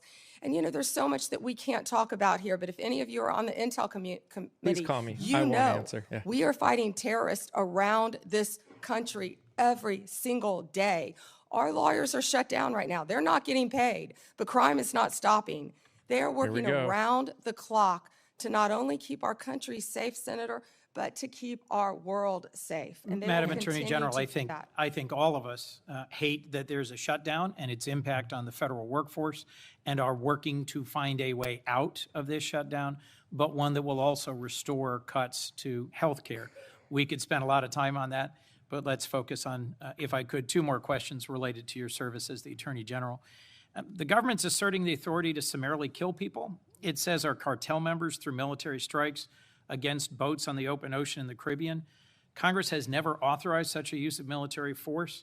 And it's unclear to me how the administration has concluded that these strikes are legal. I'm concerned with what the limiting principle is, whether the government could summarily kill people. It just declares our cartel members as well as unlawful combatants. By the way, if you're over here inside the on United TikTok, States, or if they were I'm over on the American tube as well. citizens. It's a This better isn't view. about You can say what defending you want. You cartels, don't and these have aren't to hypothetical worry about questions. saying things a certain President way. Trump assembled military leaders and said having they them be would needed filtered to by fight the app. enemy from within and to train in cities in the United States that he describes as chaotic and violent.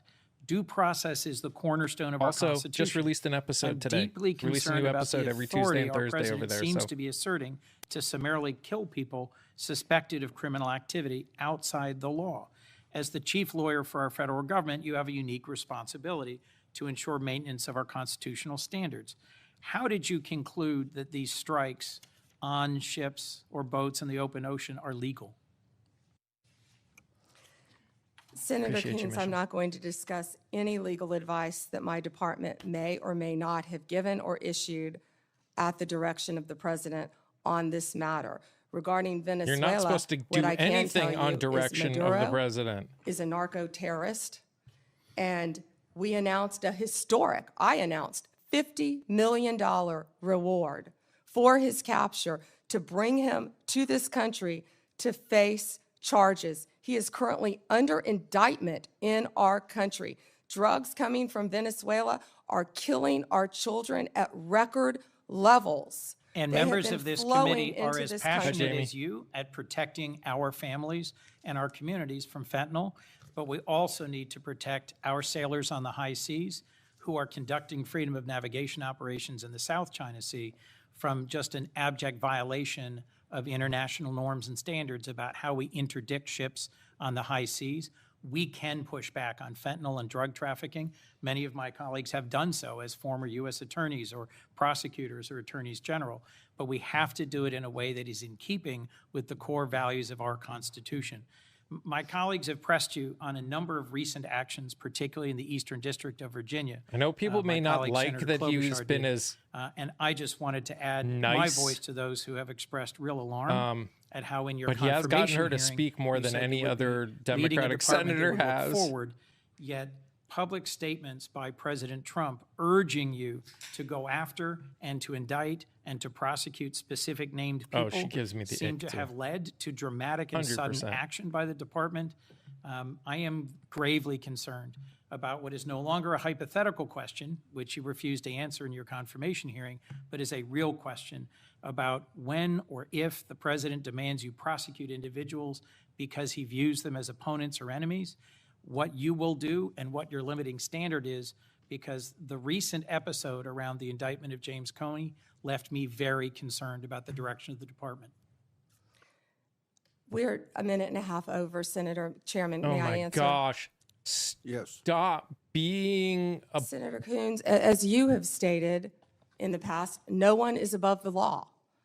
And James Comey is a pending case right now. It's a pending indictment. He was indicted by one of the question most wasn't liberal grand about juries James in the Comey. country, by our U.S. Attorney Lindsey Halligan, Right. right here in Virginia. And it's a pending case, so I'm not going to discuss the facts of a pending case. But you can understand the Before- alarm about the circumstances of the indictment immediately following President Trump demanding that you take action to Your indict time and is up. prosecute that specific individual. Thank you, Mr. Chairman. Before Hawley, I'd, without objection, introduce two documents into the record.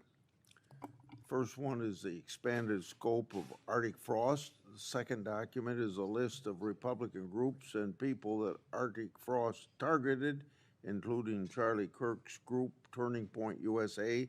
These documents show the political weaponization of the Biden administration against Republicans. Senator Hawley.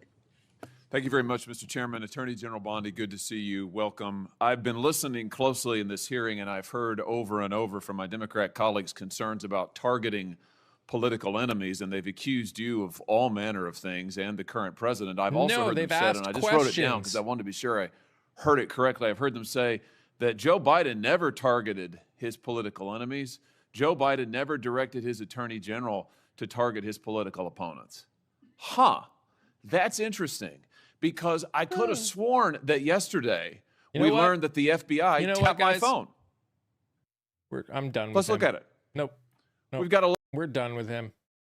I can't handle Holly. Cannot handle Holly. We're done. We're done. We're done. We're done. I would have blown up.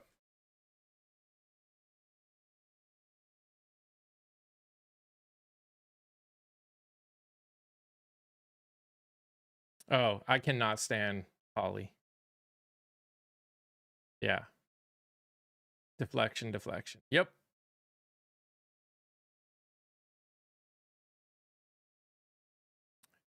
What was he trying to say? Complaining about the fact that he was getting investigated.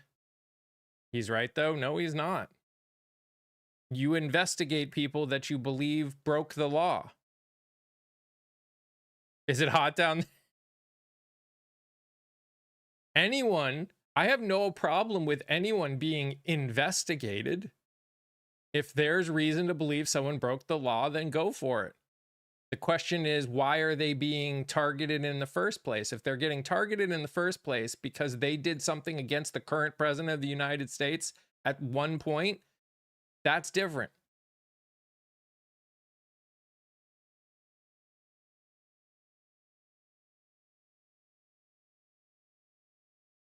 That's different.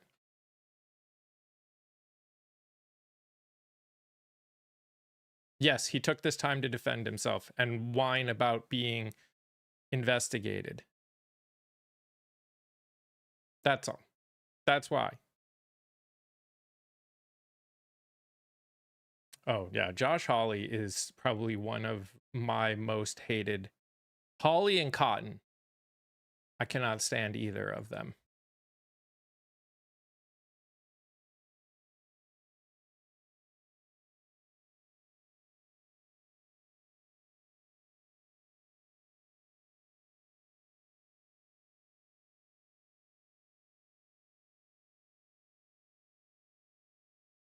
The only thing I can say about Holly is he's not 1,000 years old. That's true.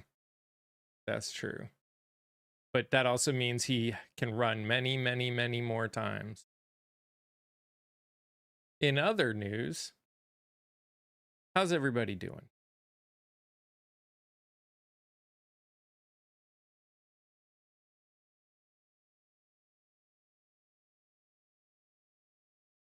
Graham and Kennedy are on that list too. Sure.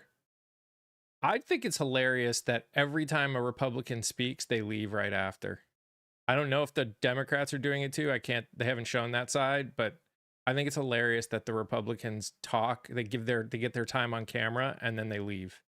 Like you could see that the chair next to Holly is already empty from the last person that spoke.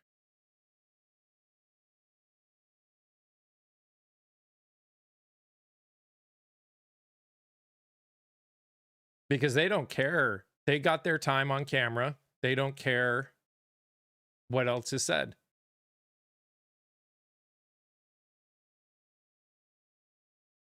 Guys, thanks for the 93K over on TikTok. And thanks for the 35 thumbs up over on the tube. If only a Republican rapture would happen. Bring on the Tylenol. That's right, Robbie.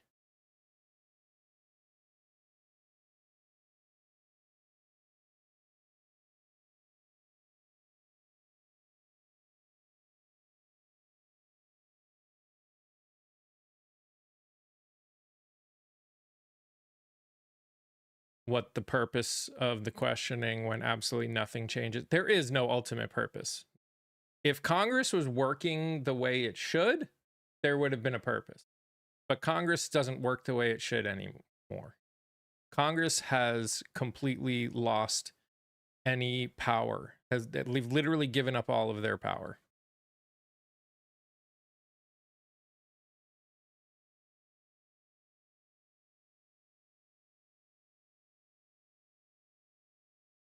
That's how it is in your state legislature. Yeah. Yeah. It's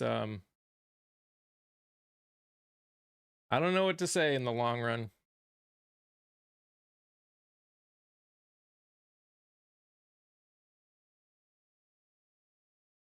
And what they haven't given up, they just aren't doing. I would argue they've even given up that stuff. They're just, yeah, it's dumb. It's ridiculous. If there was a purpose, it would be to try and hold the attorney general accountable for their decisions. But that's not what this is about. This is about being on TV and getting their sound clips. That's what this is about.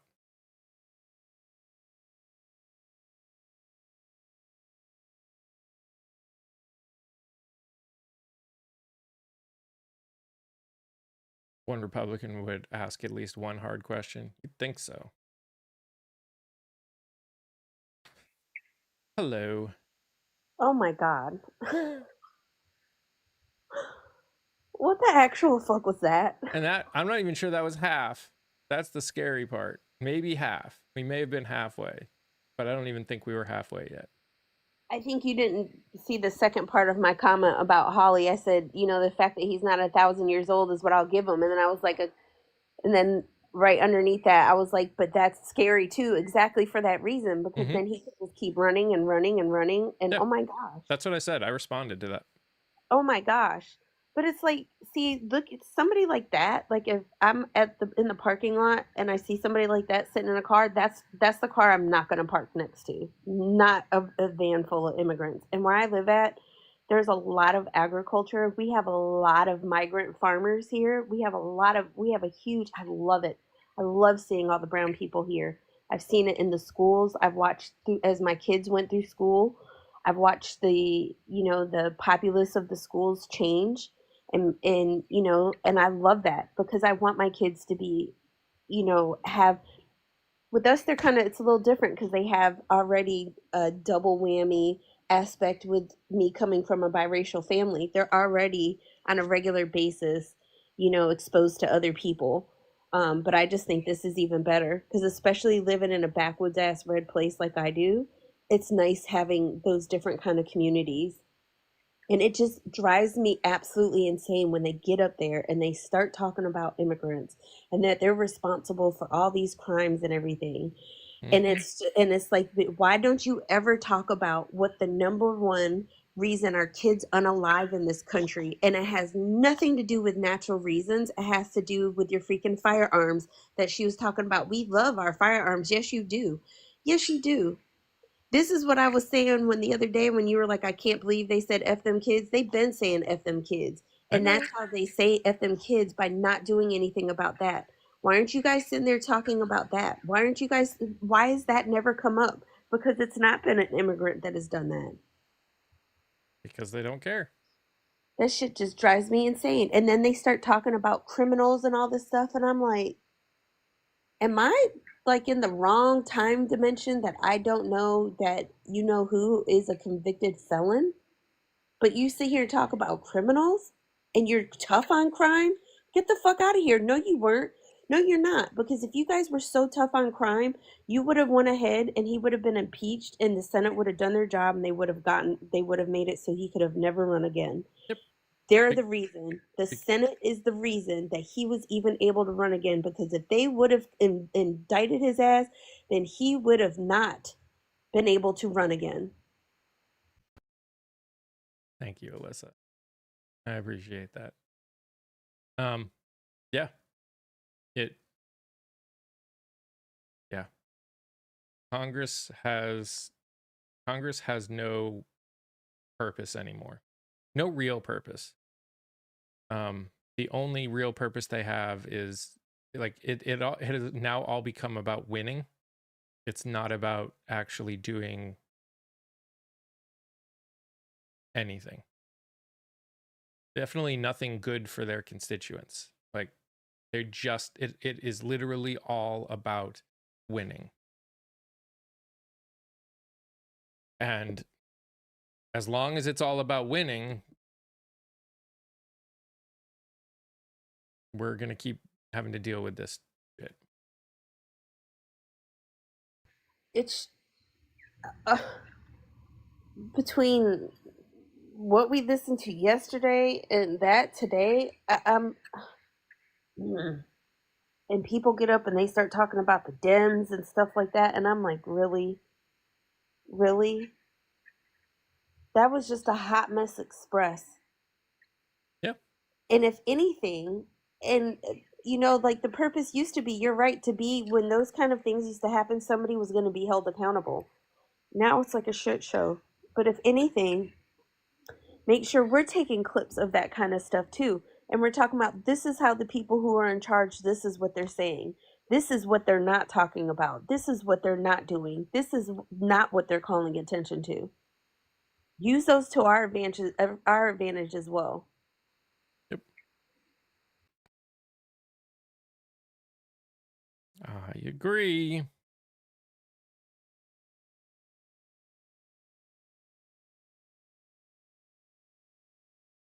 Like I saw a thing, I hadn't heard about this story. This is kind of different, but it yesterday I was listening to RTP for a little bit while I was doing some stuff, and he was playing a video. So he was I don't know if he was still a professional football player or he used to be a professional football player, and he had been charged with causing a car accident that caused somebody to be unalived, and like they were like going after this dude hard.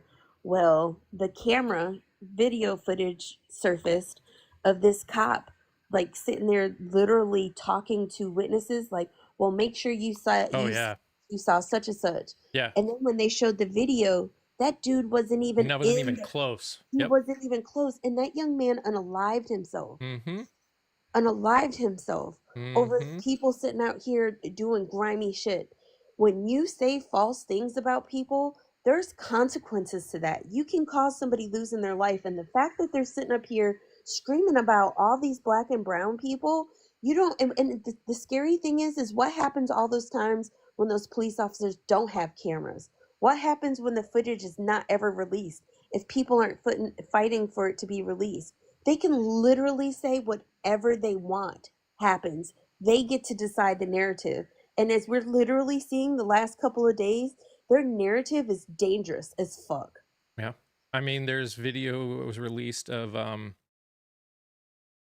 the Cubes and one of, I don't know if he was like an attorney general, or assistant attorney general or something like that.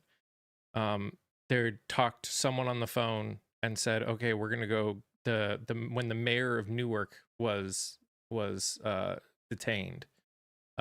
They literally were talking about how they were going to go out and do it, and he told everyone to turn off if they have a body cam, to turn it off before they go out.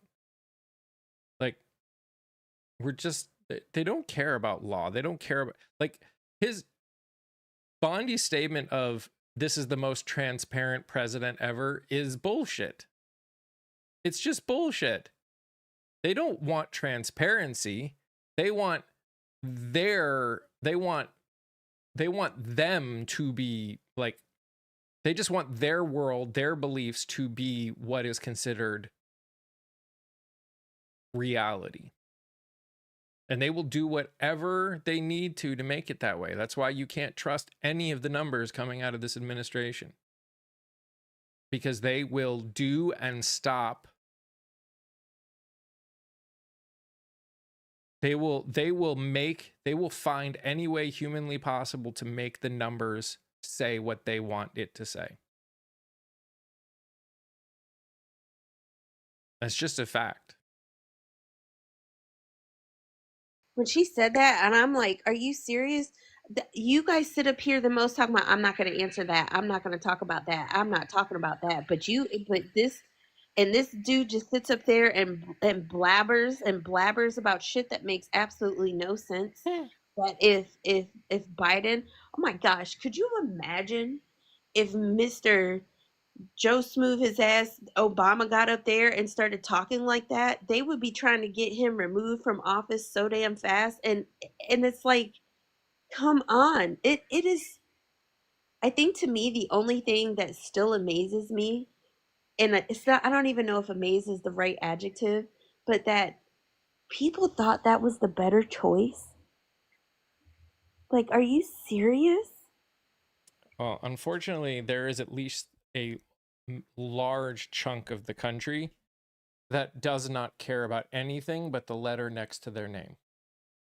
There's far too large of a portion of this country that only cares about the letter next to your name. And that is a completely different problem that we have to deal with, but that is also a problem that we have to deal with. Is there are people in this country that, and I know because there are people that are running right now for the midterms that have talked about the fact that they're Democrats, they've talked with Republicans, and those people have been like, can you just run as a Republican so then I can vote for you?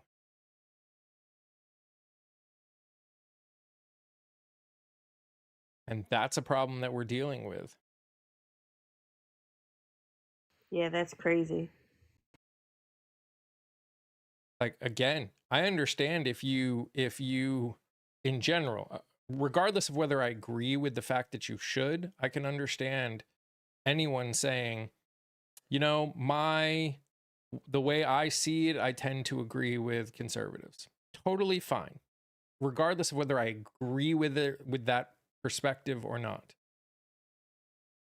But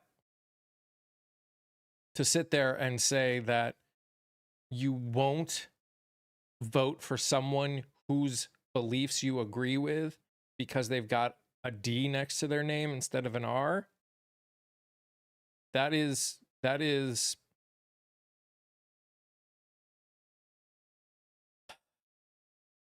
huge problem. We'll just put it at that. That's a huge problem.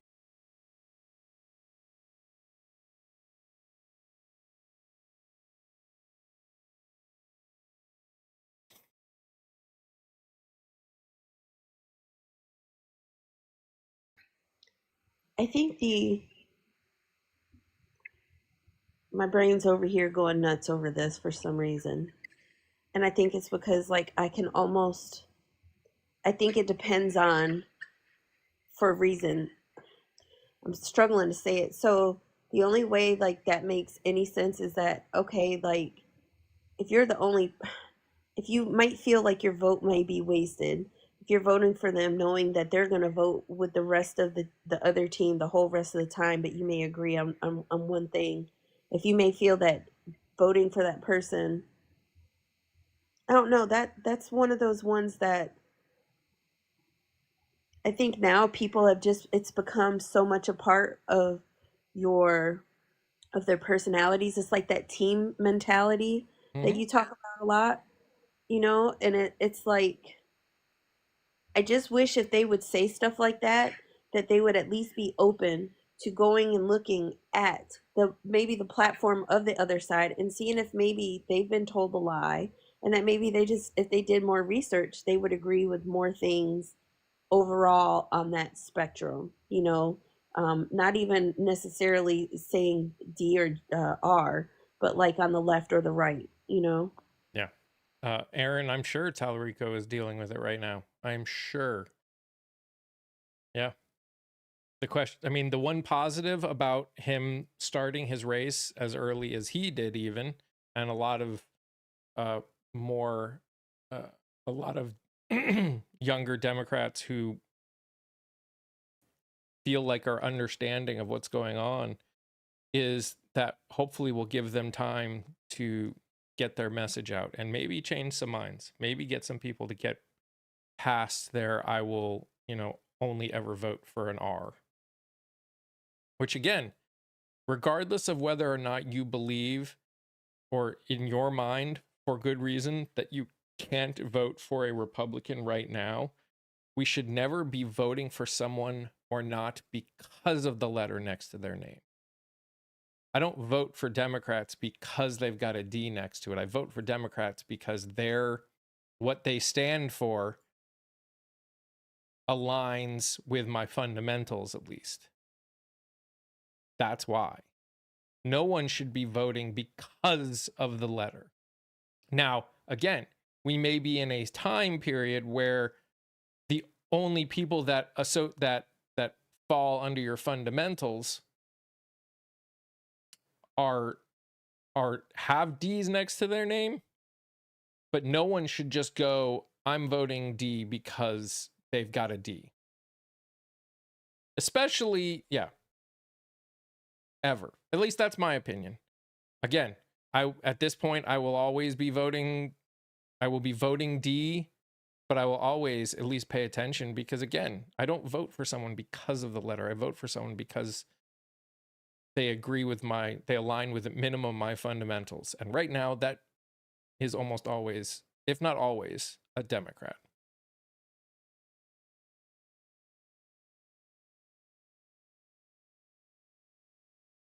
I agree, Claire. I don't understand people voting R for law and order and conservative spending. That's just that whole socially, fiscally conservative, and yeah, no, nah, bro. There's this idea that so there's a reason that as you get older, at least it used to be, there was a reason that there was this idea that as you got older, you became more conservative. The thing you notice from a lot of people that are older, who grew up privileged, whether it's they have money, they have wealth of some sort, the thing that they end up thinking about as they're getting older is not wanting to give away their wealth. And you can't argue that conservatives are all about don't tax me, don't do anything to my wealth. And that's why. And the reason that things are changing is because people at, the younger generations growing up, there is no wealth. Everything's too expensive. There is no wealth to lose. So. True. It's so different. It's so different now than it used to be. I mean, Philip, again, I can understand you're always going to vote for a Democrat because they are going to align with your fundamentals. But I would say you're not voting for Democrats because they have a D next to your name. You're voting for Democrats because in 2025, they're the only ones that align with your fundamentals.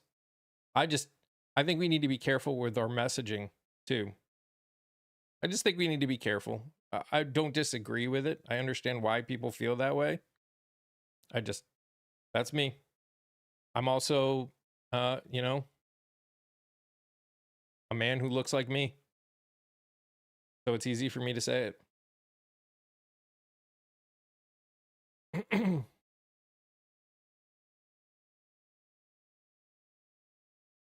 I mean, becoming older has pushed me farther to the left too, I would argue.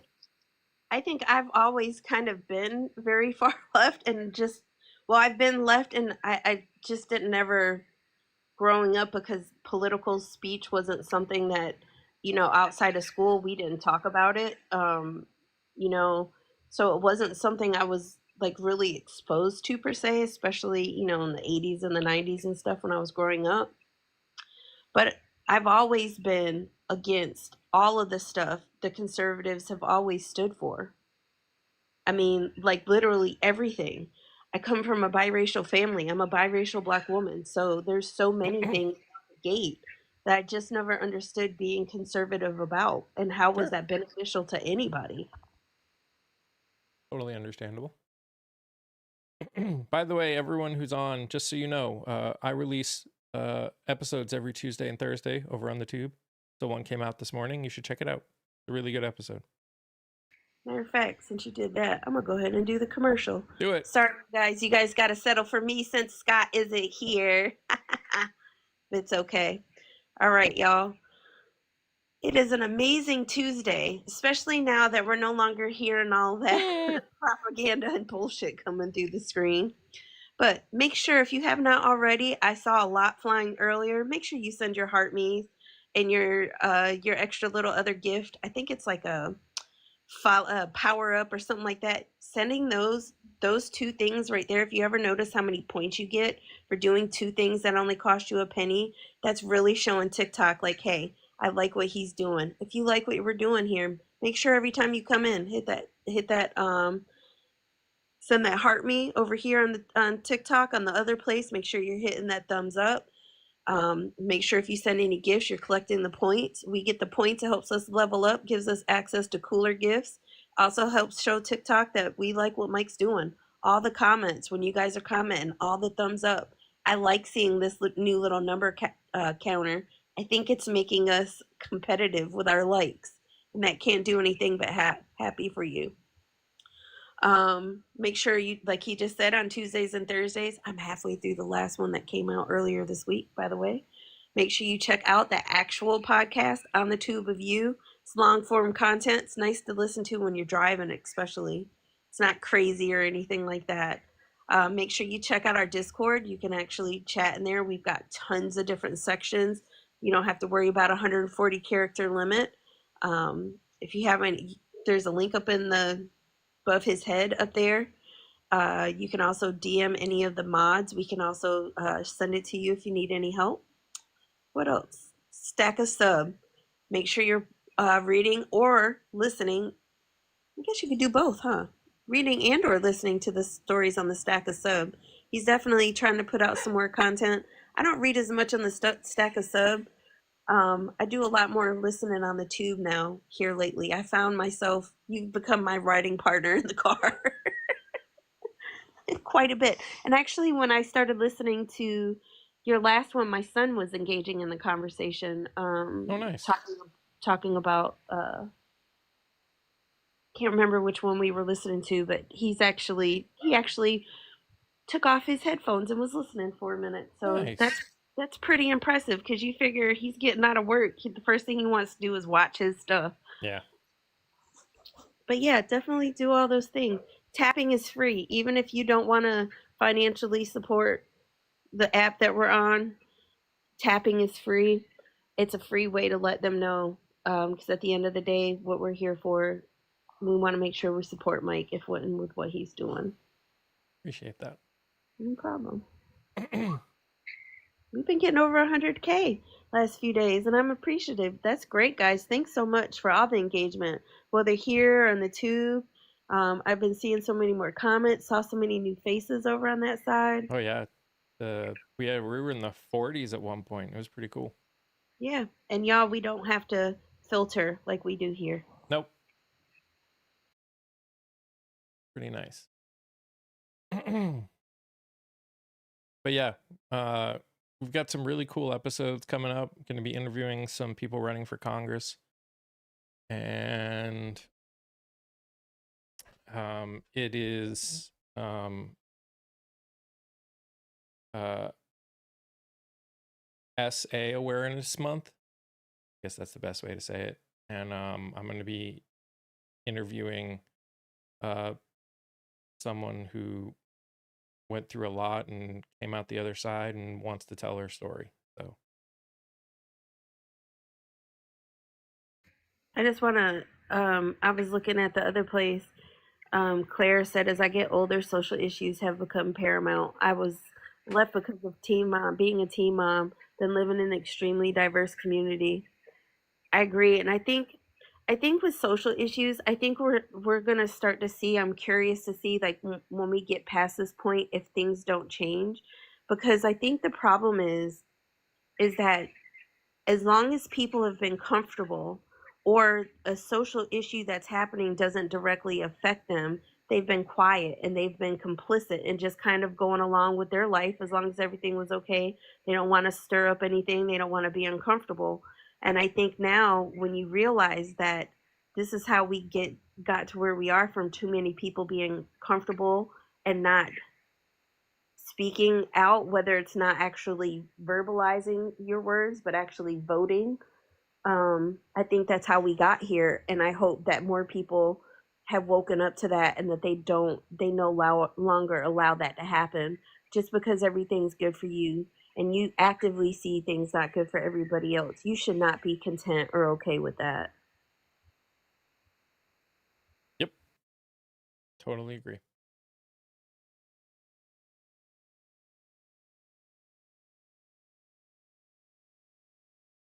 No one cares until they care. Yeah, I mean, I've said this about World War II a lot. Up until Pearl Harbor, we were very isolationist. We wanted no part of it. We thought it didn't affect us. We were still coming out of the Great Depression. And then Pearl Harbor happened, and you would have thought that we had been for it since the beginning. I mean, like, why weren't we there already? Like, the way people responded is it felt even though it was Hawaii, it wasn't even mainland, it felt personal at that point. Which is why the same thing happened at 9/11. We're very much, because of where we're located compared to the rest of the world, because of the way all of the borders work and the continents work, it's easy for Americans to feel isolated. It's easy. And it's easy to feel like what's going on in the rest of the world doesn't affect us. So that's how a lot of people act.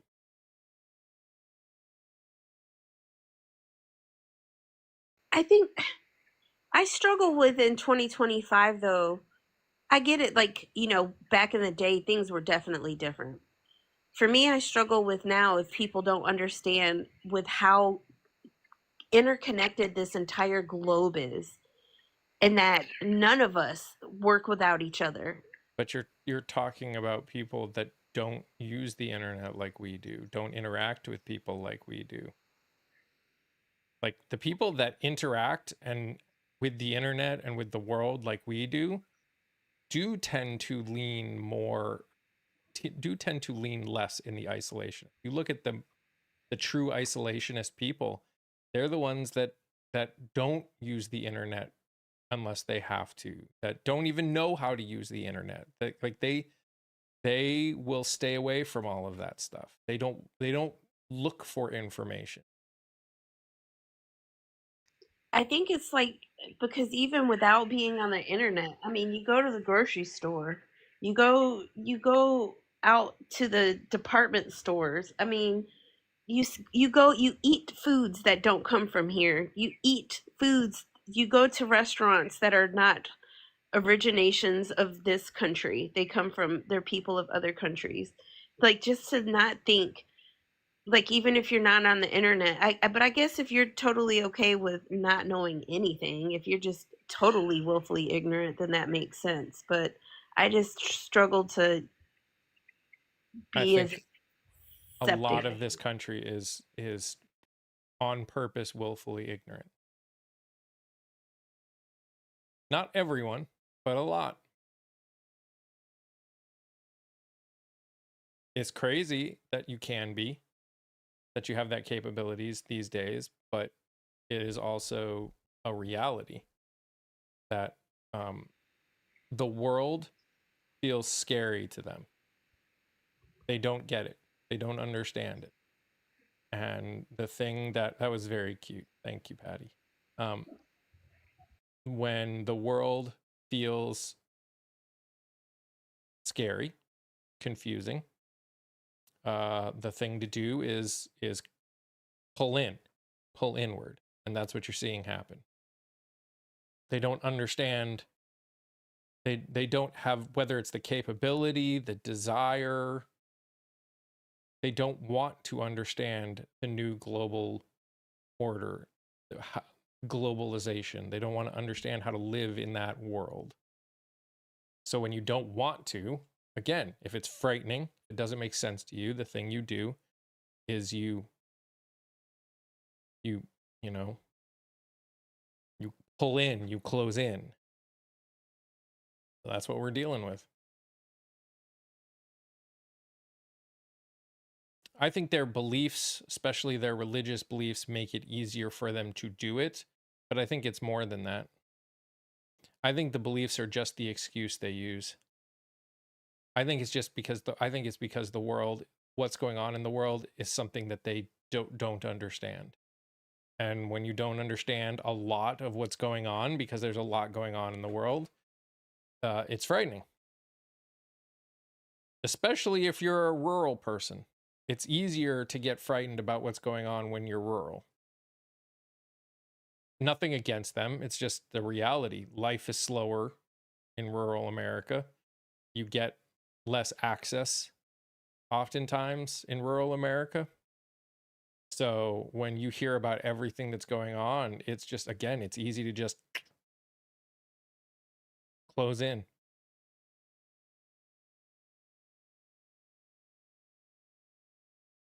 Oh yeah, the mind has an amazing ability to convince you of almost Trust me, I anything. know.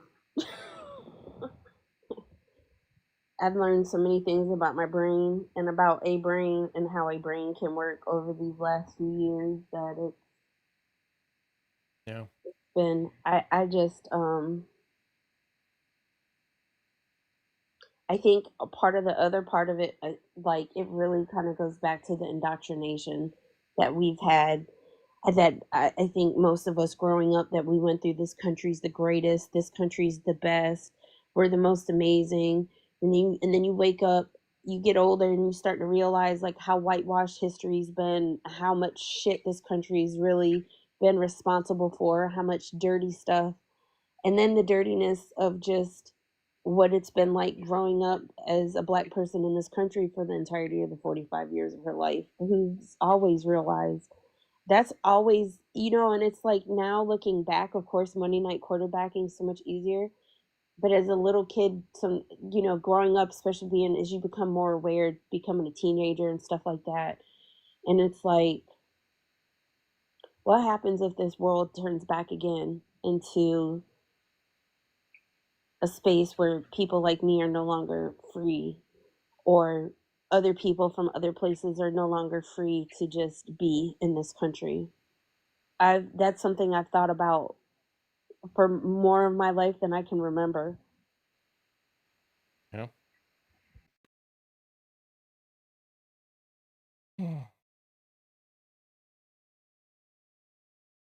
It is a crazy world we live in, and said it in many things before, but finding community is more important now than it ever was. And also, we're trying to grow this community. We're trying to grow this coalition. And it can only happen with you guys. So I know I ask it a lot, but I want to keep doing this. I want to be able to keep doing this for a long time. But I can't do it if without your support. Because right now we're fighting against right-wing creators, we're fighting against an algorithm. So, especially over on the tube where we're trying to, grow that kind of content. If you have the capability of going over there and watching through, I mean, there's over 1,100 people over there that are officially part of the community. Y'all just watch. If I get a quarter of that watches every video that I put out on Tuesday and Thursday all the way through, I'll be able to start making money. Guaranteed. In no time. So, again, I understand people are busy and you can't do it all, but yes. Yep. Just to put it out there, like when I watch it, or well, technically I'm not watching it because it's playing while I'm driving, so I'm not watching it. But it's like when I take my son back and forth or when I run errands and stuff, that's when I listen to it. And hitting that thumbs up after it's all over. Yeah, I'm the tube of you, green girl. Like, yep, and hitting the thumbs up and at least trying to, even if you just say it's great episode or smiley face or something, some kind of comment, all the engagement things, that's all the stuff that you can do that's free, that works behind the scenes to help? I think it does count if you listen to it multiple times. I'm pretty sure it does because I know people rewatch things and can still make money off of it. So, yeah, it just, I mean, again, I understand people are busy. I understand it might not be your thing. You may like this and not that. I want to be able to do this. And if I'm not able to pay the bills with it, I right now we as a family are able to make it work. But if I cannot grow enough, the future is unknown at that point. So I appreciate you guys. I really do. I really appreciate everyone. There are so many of you that are faithful in watching and liking and commenting, and I appreciate you guys so much. I really do. And please don't take anything I'm saying as a, you need to do more. Do what you want. I'm just keeping you guys informed on the realities of life. If you're part of this this community, you know that I don't hide reality. Reality is what we need to be we need to start accepting. So Can I say something right quick? yep. So y'all that usually come to my live, I'm actually going live today, but I'm not going live until 3:30 Eastern time, and we're going on a field trip to a place called Dwayne's. I tried to look up and see if they had an actual TikTok account themselves. I don't see that they do, but I see that people have put videos of their experiences there.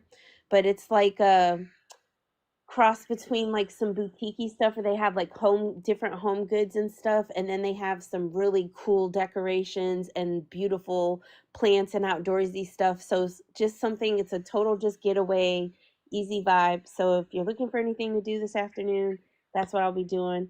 Love to have you guys join us. Okay, guys, I gotta head out. Got some stuff I gotta do. Thank Bye. you everyone for sitting and watching. I will see you guys tomorrow. Not sure what we'll do, but we'll figure it out. You guys are amazing just the way you are, and I love you all very much. Stay safe, stay healthy. Remember to sing, laugh, dance, smile. Do something that makes you happy. Bye, guys.